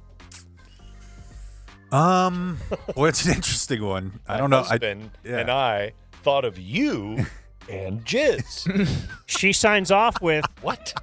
She signs off with more intern Rachel. There it is. From Shannon and Andy Reid. Oh, Andy Reid, huh? Yeah, Andy Reid. So, like, Raymond is doing a contest. It's on whatever that website is that you told me, and I said that's really easy. I won't forget that. It's dumbzonemerch.com still. But do you think there could be a thing where we have, if you take a picture by the 9/11 memorial wherever you are, or the Chisholm Trail of your choice? So previously when we talked about this, you said it was already a little bit too complicated for you to like. And this is your modification that you would like to. I think they're all great ideas. It's a cool photo. You want to do some news? Sure, let's do it. Here's Jake with the Dumb Zone News. But I got to tell you about this first. Mm-hmm. I'm on the freeway this morning. Yeah? Some maniac almost hits me. Okay, I'm sorry. Yeah, well, it didn't happen. And It that's wasn't why me. I didn't have – no, and they didn't throw an apple at me like you did the other day. And the good news is I did not have to call Frankel and Frankel at 214-817 all threes. But had this maniac hit me, that's the first thing that I would have done after calling the proper authorities. I would have talked to a partner. You know who I wouldn't have talked to? Some guy in Russia. No. Do you know they're Dallas-based? Of course I do. So there are others, they're Texas-based, but Frankel and Frankel, Come on, they're it's here. a big state. They're here We know what in you're trying Dallas. to sell there. So you're going to talk to Mark or Scott Frankel or Gene Burkett. They're the partners. Great dudes. And they're a family-owned law firm with a client-first mission. A lot of these fly-by-night operations, client fourth. Yeah, they're actually first, and you're the client. Not this one, Danny. Yeah, they have the experience and knowledge to win in the courtroom. And they will not rest until they have maximized your outcome. What do you think that means? It means that it's not going to get better. It's not going to get better. And I actually did not know this, but when Gene told us that they actually have, like, if you get in an accident, I never thought of this, but you get in an accident, now you're on a police report, and these other, like I said, fly-by-night type attorneys, they will hawk you and call you because they're just hunting. Yeah. That's not what you're getting with Frankel and Frankel. Yeah, they used to work for insurance companies so they can use that experience to advocate on your behalf. They know how sneaky they try to be over on that other side. I like that. So they'll work for you. I like that a lot. 214-817-333-3333. And now, here is the news. Okay, so this is a weird one. It's what Dave Chappelle many, many years ago would have termed, when speaking of Bill Cosby, an antique rape. But are you aware of Gateway Church in Southlake? I imagine you are. Yeah, especially when they're letting out. Yeah. Isn't it the one over there, right? Between Kimball and Carroll? Yes. I think that's it, yeah. Yeah. Mega And church. It is a mega church. And yes, it is the size that needs like police whenever they let out on Sunday. So their pastor has been accused of sexual abuse. But here's the thing. The woman is 54, and she says that this abuse occurred between the ages of 12 and 16. So we are talking about a 40-year-old incident or altercation. Not to say it didn't happen or anything like that.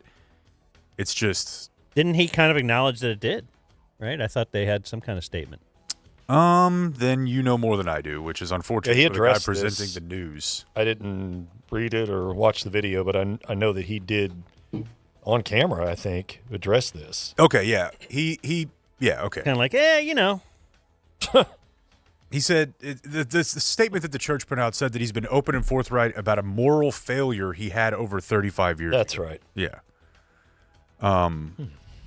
That's not a good defense. No. Moral failure. No, it's not. Especially, it's interesting because the term moral failure, it feels like that could cover so many different things.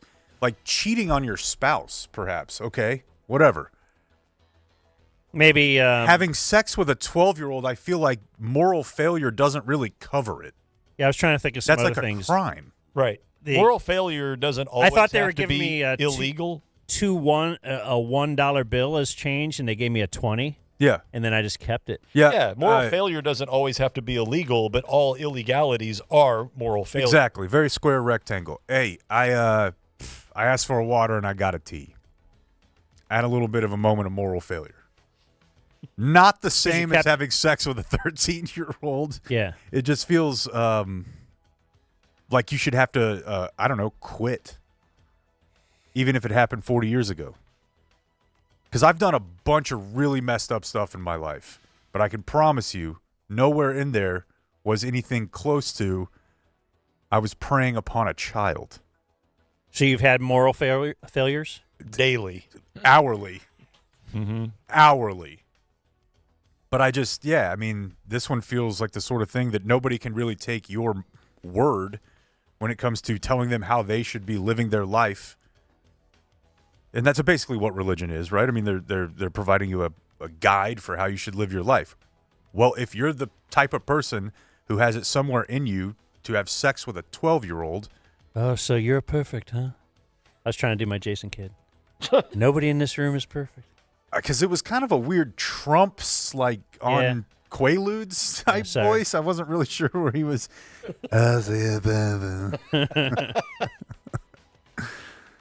Yeah. So you're trying to cancel this guy is what I'm hearing. Well, I mean, I believe he should be fired. Yeah, I believe that. Can he fire? I thought he runs it. Well, they have elders, which is interesting. Elders. That's always weird. Mm-hmm. Yeah, that word doesn't have good connotations. Not at all. We need to speak with the elders. No.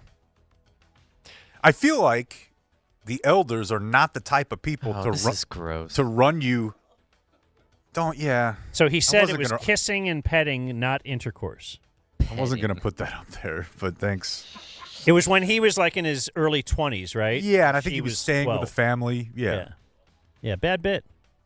I'm against it. If there's anyone, though, that is probably going to turn a blind eye to what this man did, it's a team of people called the elders. And they're all in robes. Yeah. They look like Jedi. Say these phrases and you will be forgiven. You can't see their faces. Okay. Cool. Rockwall County Sheriff's Office is looking for video and information to help track down a stolen trailer. This trailer was stolen from a dance studio. It contained all of the props. And I'm going to tell you, there's a lot of props. I'm recently familiar with the props and the costumes. Oh, do you also know you have to buy them flowers? You're familiar with this bit, Rachel? Yeah. What? So... Like I had to go to the grocery store and my mom already had some. So she got a double bouquet of roses for So you went grocery store, they're not selling them there? I was thinking that's how they double dip. That's a good idea, but no, I don't. That's a good Did you ever go to one of those right there, things? man. Did That's they a have good a idea. DVD for sale? Come on, of course. Okay, yeah, because they'll set up and they'll tell you don't bring no out phones. Don't open your phone because we're going to have a DVD for sale, and you have to buy it. Yeah. Memory, like DVD. Where am I going to watch this? What would I put this on? My projector. Yeah, that is an interesting one. Like, it's all Venmo now. Yeah, it's a scam. But I am surprised nobody has set up the flower grift. But that is, we should do that. We're looking to make more money. I like it. Can I have that idea? You need some ideas. Well, I need some money. Right. Right. Just let me know send me a schedule of all of the dance recitals, Jake. in the Tri-County Just for area. flower sales. Just for flower sales. Yeah, that's it. Yep.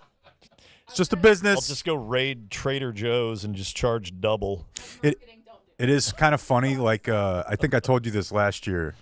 So when my dad and I were swapping stories on what we'd rather be doing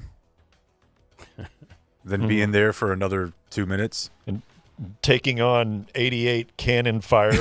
We had some good ones. On Omaha Beach was preferred over seeing your daughter perform a dance. It wasn't to see preferred over seeing her. It was preferred over seeing everyone else. But like my dad's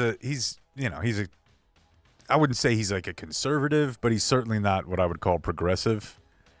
And like he can't not laugh at a little boy dancing.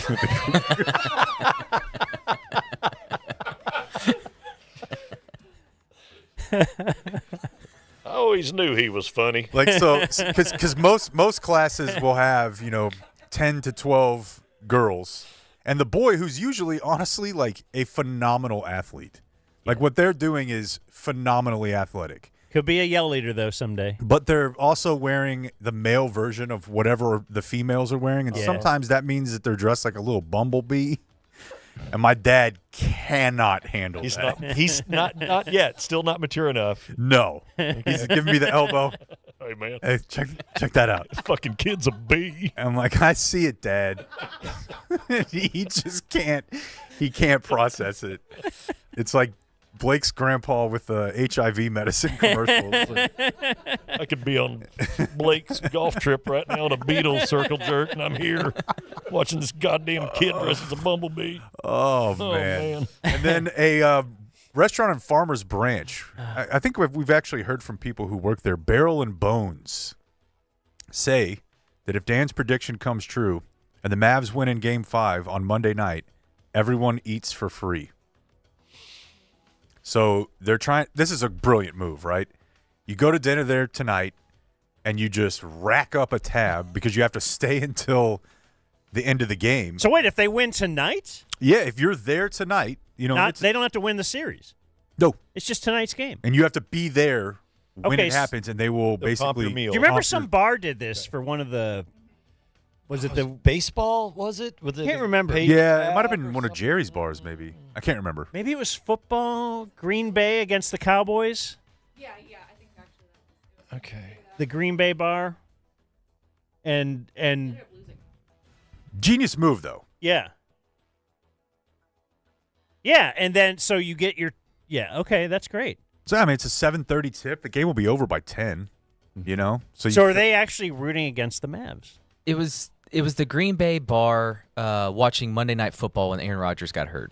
It was free drinks if the Jets lost, and then Aaron Rodgers got hurt on the third play, so everyone started just hammering.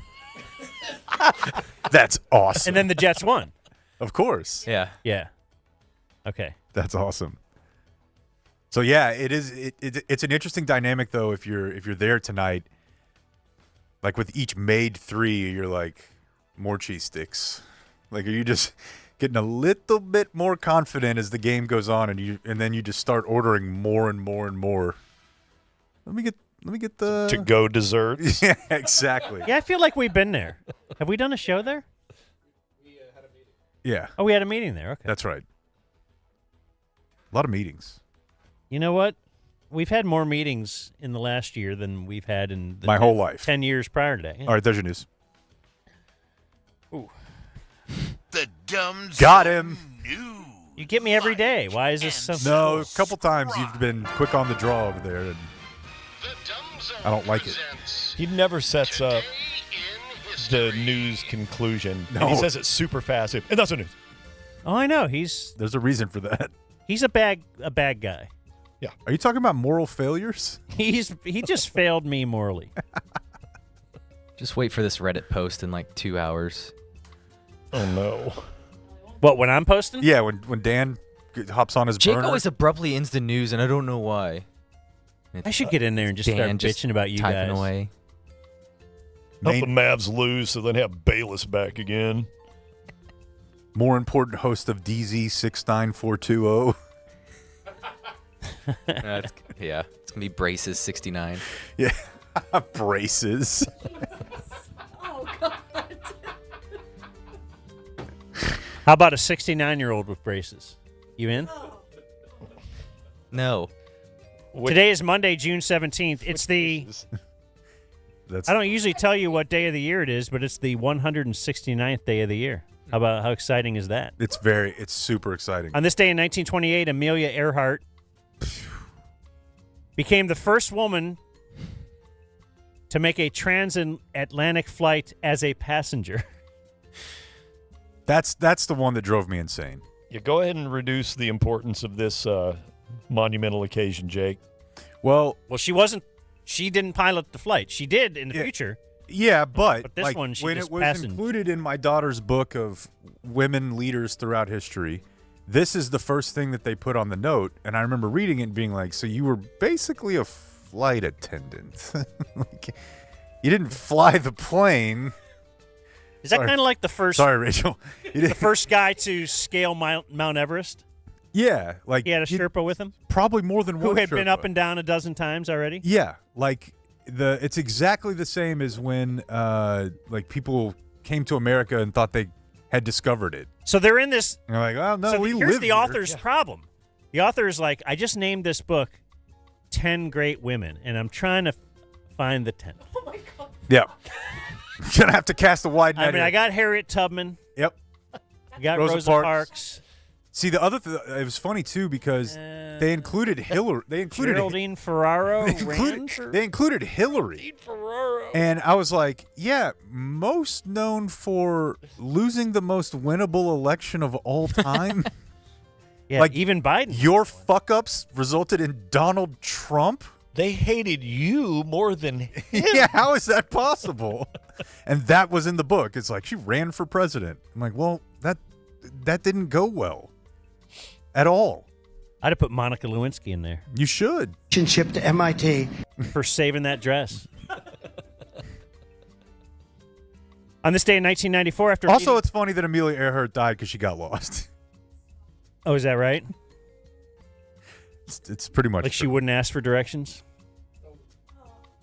On this day in 1994, after leading police on a slow chase on Southern California freeways, O.J. Simpson was arrested and charged with murder in the slayings of his ex-wife Nicole and her friend Ronald Goldman. That was a day-long ordeal. Even after he got back to Rockingham, it took him like 3 hours to get out of the fucking car. Yeah.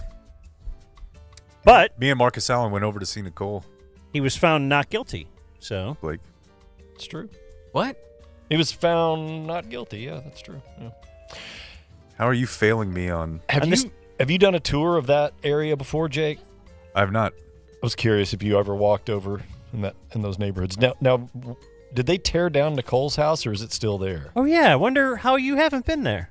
I'm pretty sure they tore it. They because we did see it on the TMZ tour, the dreaded TMZ tour that I it was great went on, but yeah. On this day in the year 2000, I tried to do a Conan real quick. I feel like you killed it. You absolutely killed it. Chuck Knobloch of the Yankees. Whew, I know where this is headed. Had a wild throw, his 13th error of the season. He had the yips. Something happened to him. But it went into the stands over the dugout and hit Keith Olbermann's mom in the face.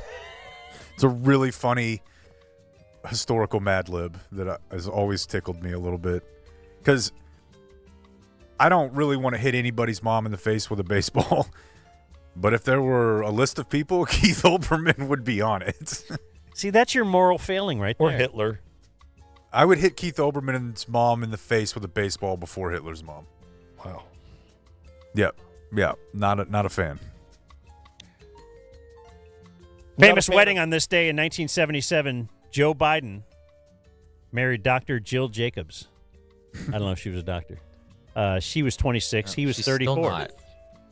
That's in play. That's totally fine. She was 26? Yeah. He's 34. He was 34. Yuck. He's a good man. He's just dying in public. On this, today's birthdays. Amari Cooper is 30. 30? That just feels like, dude, he's been around forever. Like, when they moved on from him, he was 27. Drafted at the age of 15.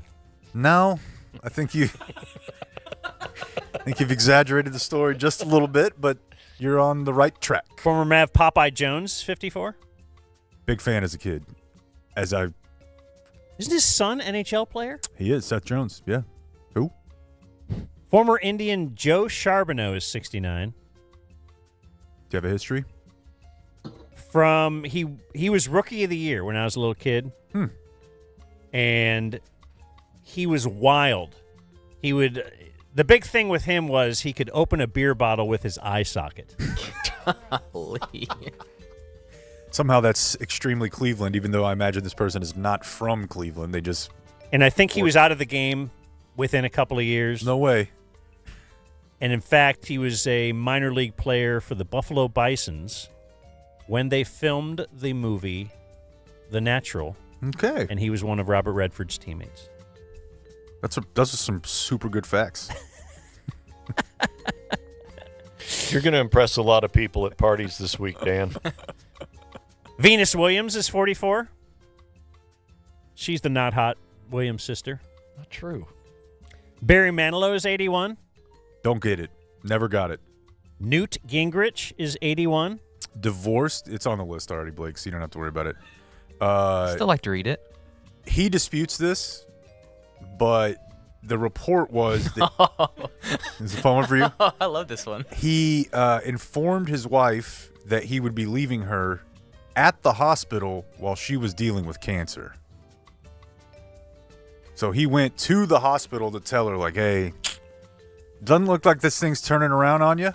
So I'm going to get out now, and I want you to know. Which is a real dick move. I was going to say, though, that he went to the hospital that's something good. Let's go silver lining. Dan's more of a glass half full guy. He could have just always written her has a note. been. And what's she going to do if she gets mad? She's not going to chase after you. No. No, I think she was in poor health at the time, Danny. Yep. She'd have to carry that rack with her. Should he have just cheated on her and not forced her? Okay. 100%. He should have just done whatever he was going to do anyways. And then... Yeah, why go through telling her? Yeah. So Plus she the could die attorney sad. fees? Yeah. Yeah, I don't know. bad move, Newt.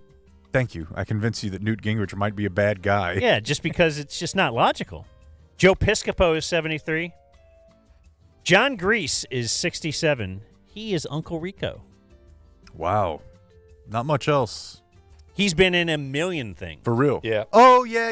You're was right. in- what was I the, actually remember looking this up somewhat the recently. damn show that's been really popular recently that he was in. Oh, White Lotus. White Lotus, yeah. Yeah. Great. That's a fun show, Jake. I've seen it. I've actually that is one I actually did watch. Trucking through the bear right now too, buddy. I'm loving it. Oh, you're going season 2, huh? Yeah. I'm loving it. Where you at? Midway. Okay. I think the guy in the Godfather show I'm watching, The Offer, Feller?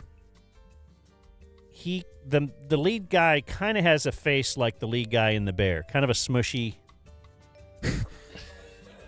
Yeah, like a little bit of a smush face. I do agree with you that in general there are like 10 types of faces for each race. Please expound. Take all the time you need. Pay attention and you'll know what I mean. For each race, there's like 10 different, I see people sometimes and I'm like, that guy looks like Blake.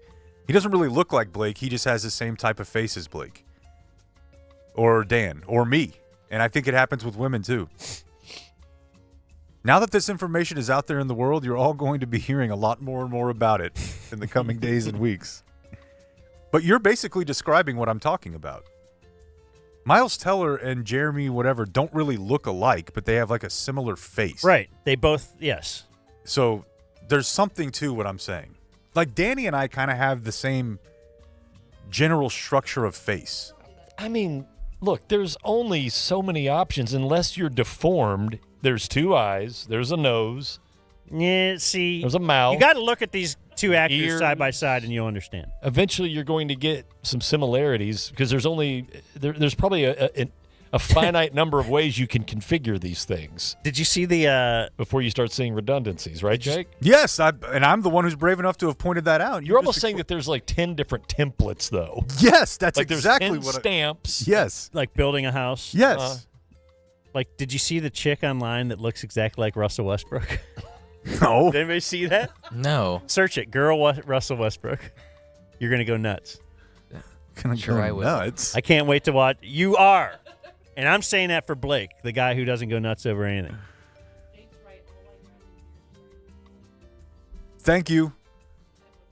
Bobby Farrelly is 66 of the brothers. Mm-hmm. Thomas Hayden Church is 64. From Sideways. Yeah. Seems like a cool dude. Yeah, he does.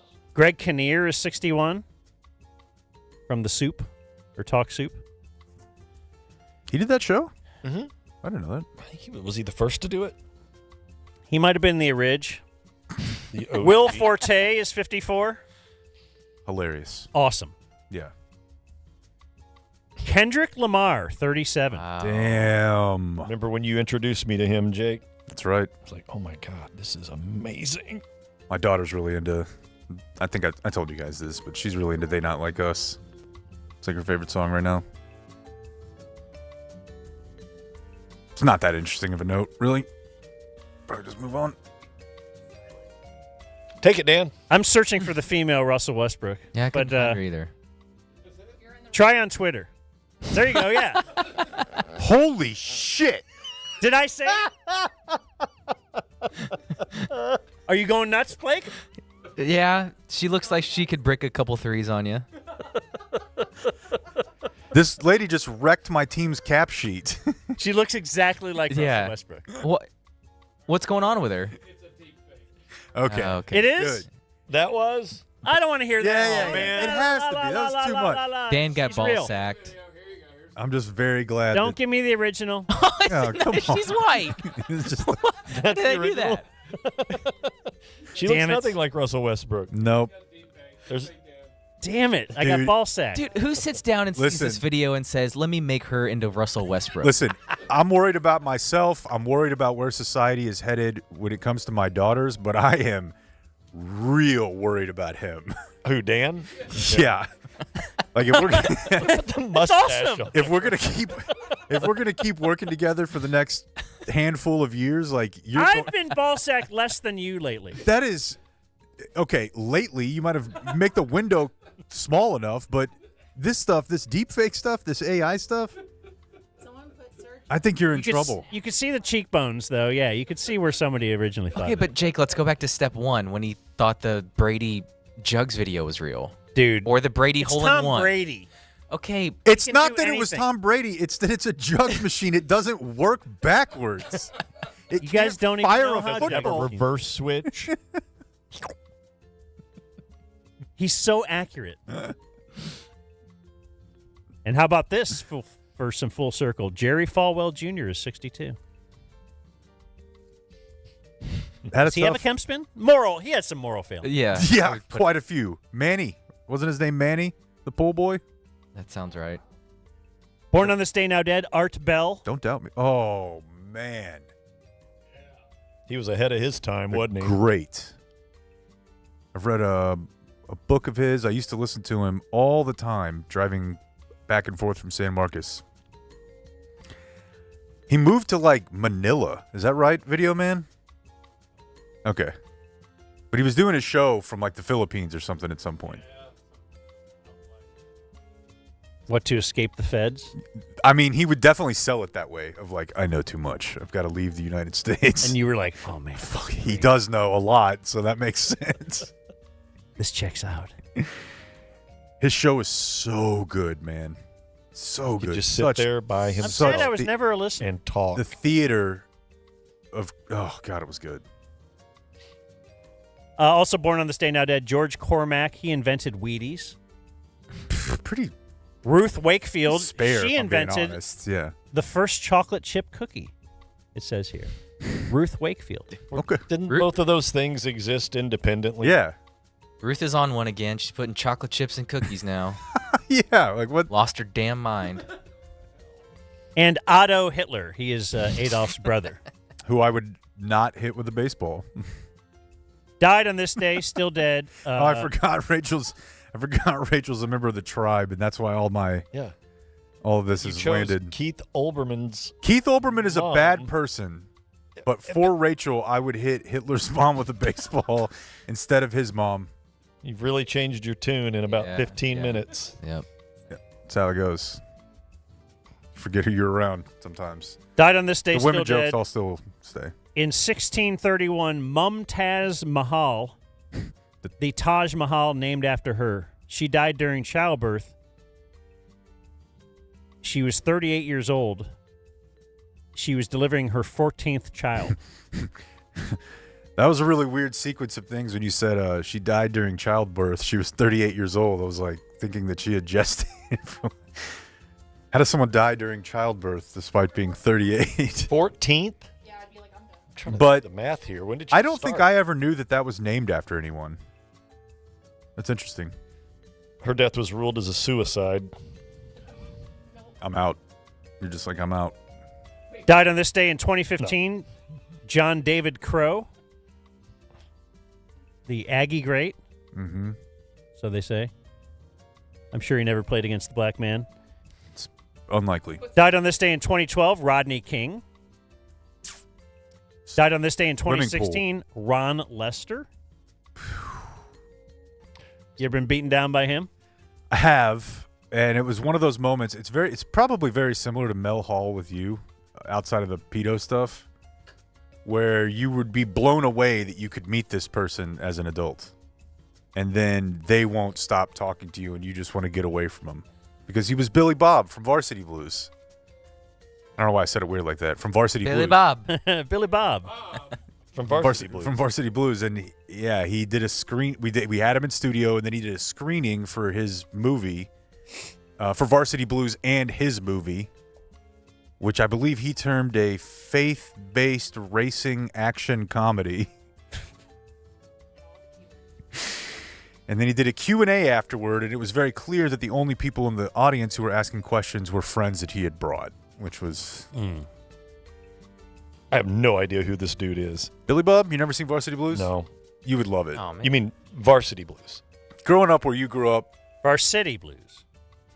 playing a little 1A ball, you would love it. Is James Vanderbeek in it? Oh, yeah. Oh, I'll definitely will watch it then. It's a great movie. He's a middle-aged snack. Paul Walker's in it. And finally died on this day died on this day, still dead. It's Eugene Weldman. So he was the last person to be publicly guillotined. Holy. In France. I think that was filmed too. In what year was... Well, Danny just gave a hint. Oh. So that might have been... He ruined it. I would have said like 1900. Okay. Yeah, I would have thought early 1800s. No, I think it was. Because it feels like they're more progressive over there.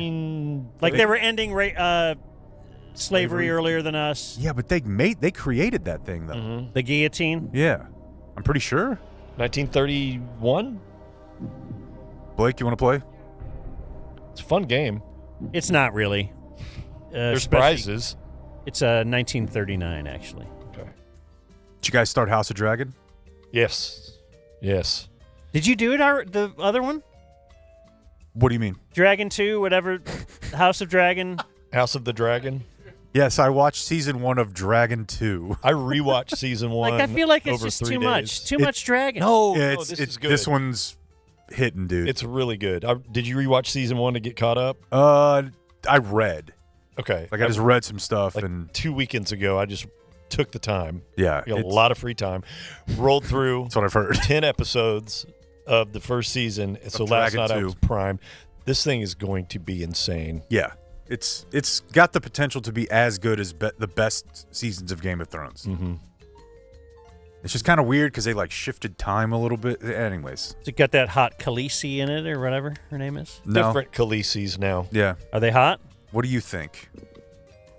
They must be, or else you guys aren't watching it. Well, the weird thing too is they You're had not watching a Root Khaleesi. They had the new Khaleesi they had on there last night actually looked exactly like Russell Westbrook. And that was Today in History. Just dividing the Red Keep with bad chemistry. Yeah. I can't believe it's fake. I'm like, gosh, that does look just like him. Well, yeah, it does. Because it's him. All right. Well, so fire alarm's over. So, yeah, we actually did a live stream, guys. How do you feel? Cigarette? Yeah. Yeah, why not? Hey, is Mountain Dew Code Red on the minimize part of the TV12 thing? I think you can minimize the Code Red, but I don't think you have to cut it out. Okay. I think you'll be fine for when you want to play Nintendo with your friends late at night. Yeah. Okay, good. There's a Mountain Dew Code Red. That's the name of it? Oh, don't play coy with me. I have no idea. Dude, that's all he drinks. What is it? What does it taste like? Is it like strawberry Mountain Dew? It tastes like Code Red. Don't you know what red tastes like? Yeah, it's like a cherry flavored. Are we still recording? Are we done? Like, why? Adios, mofo.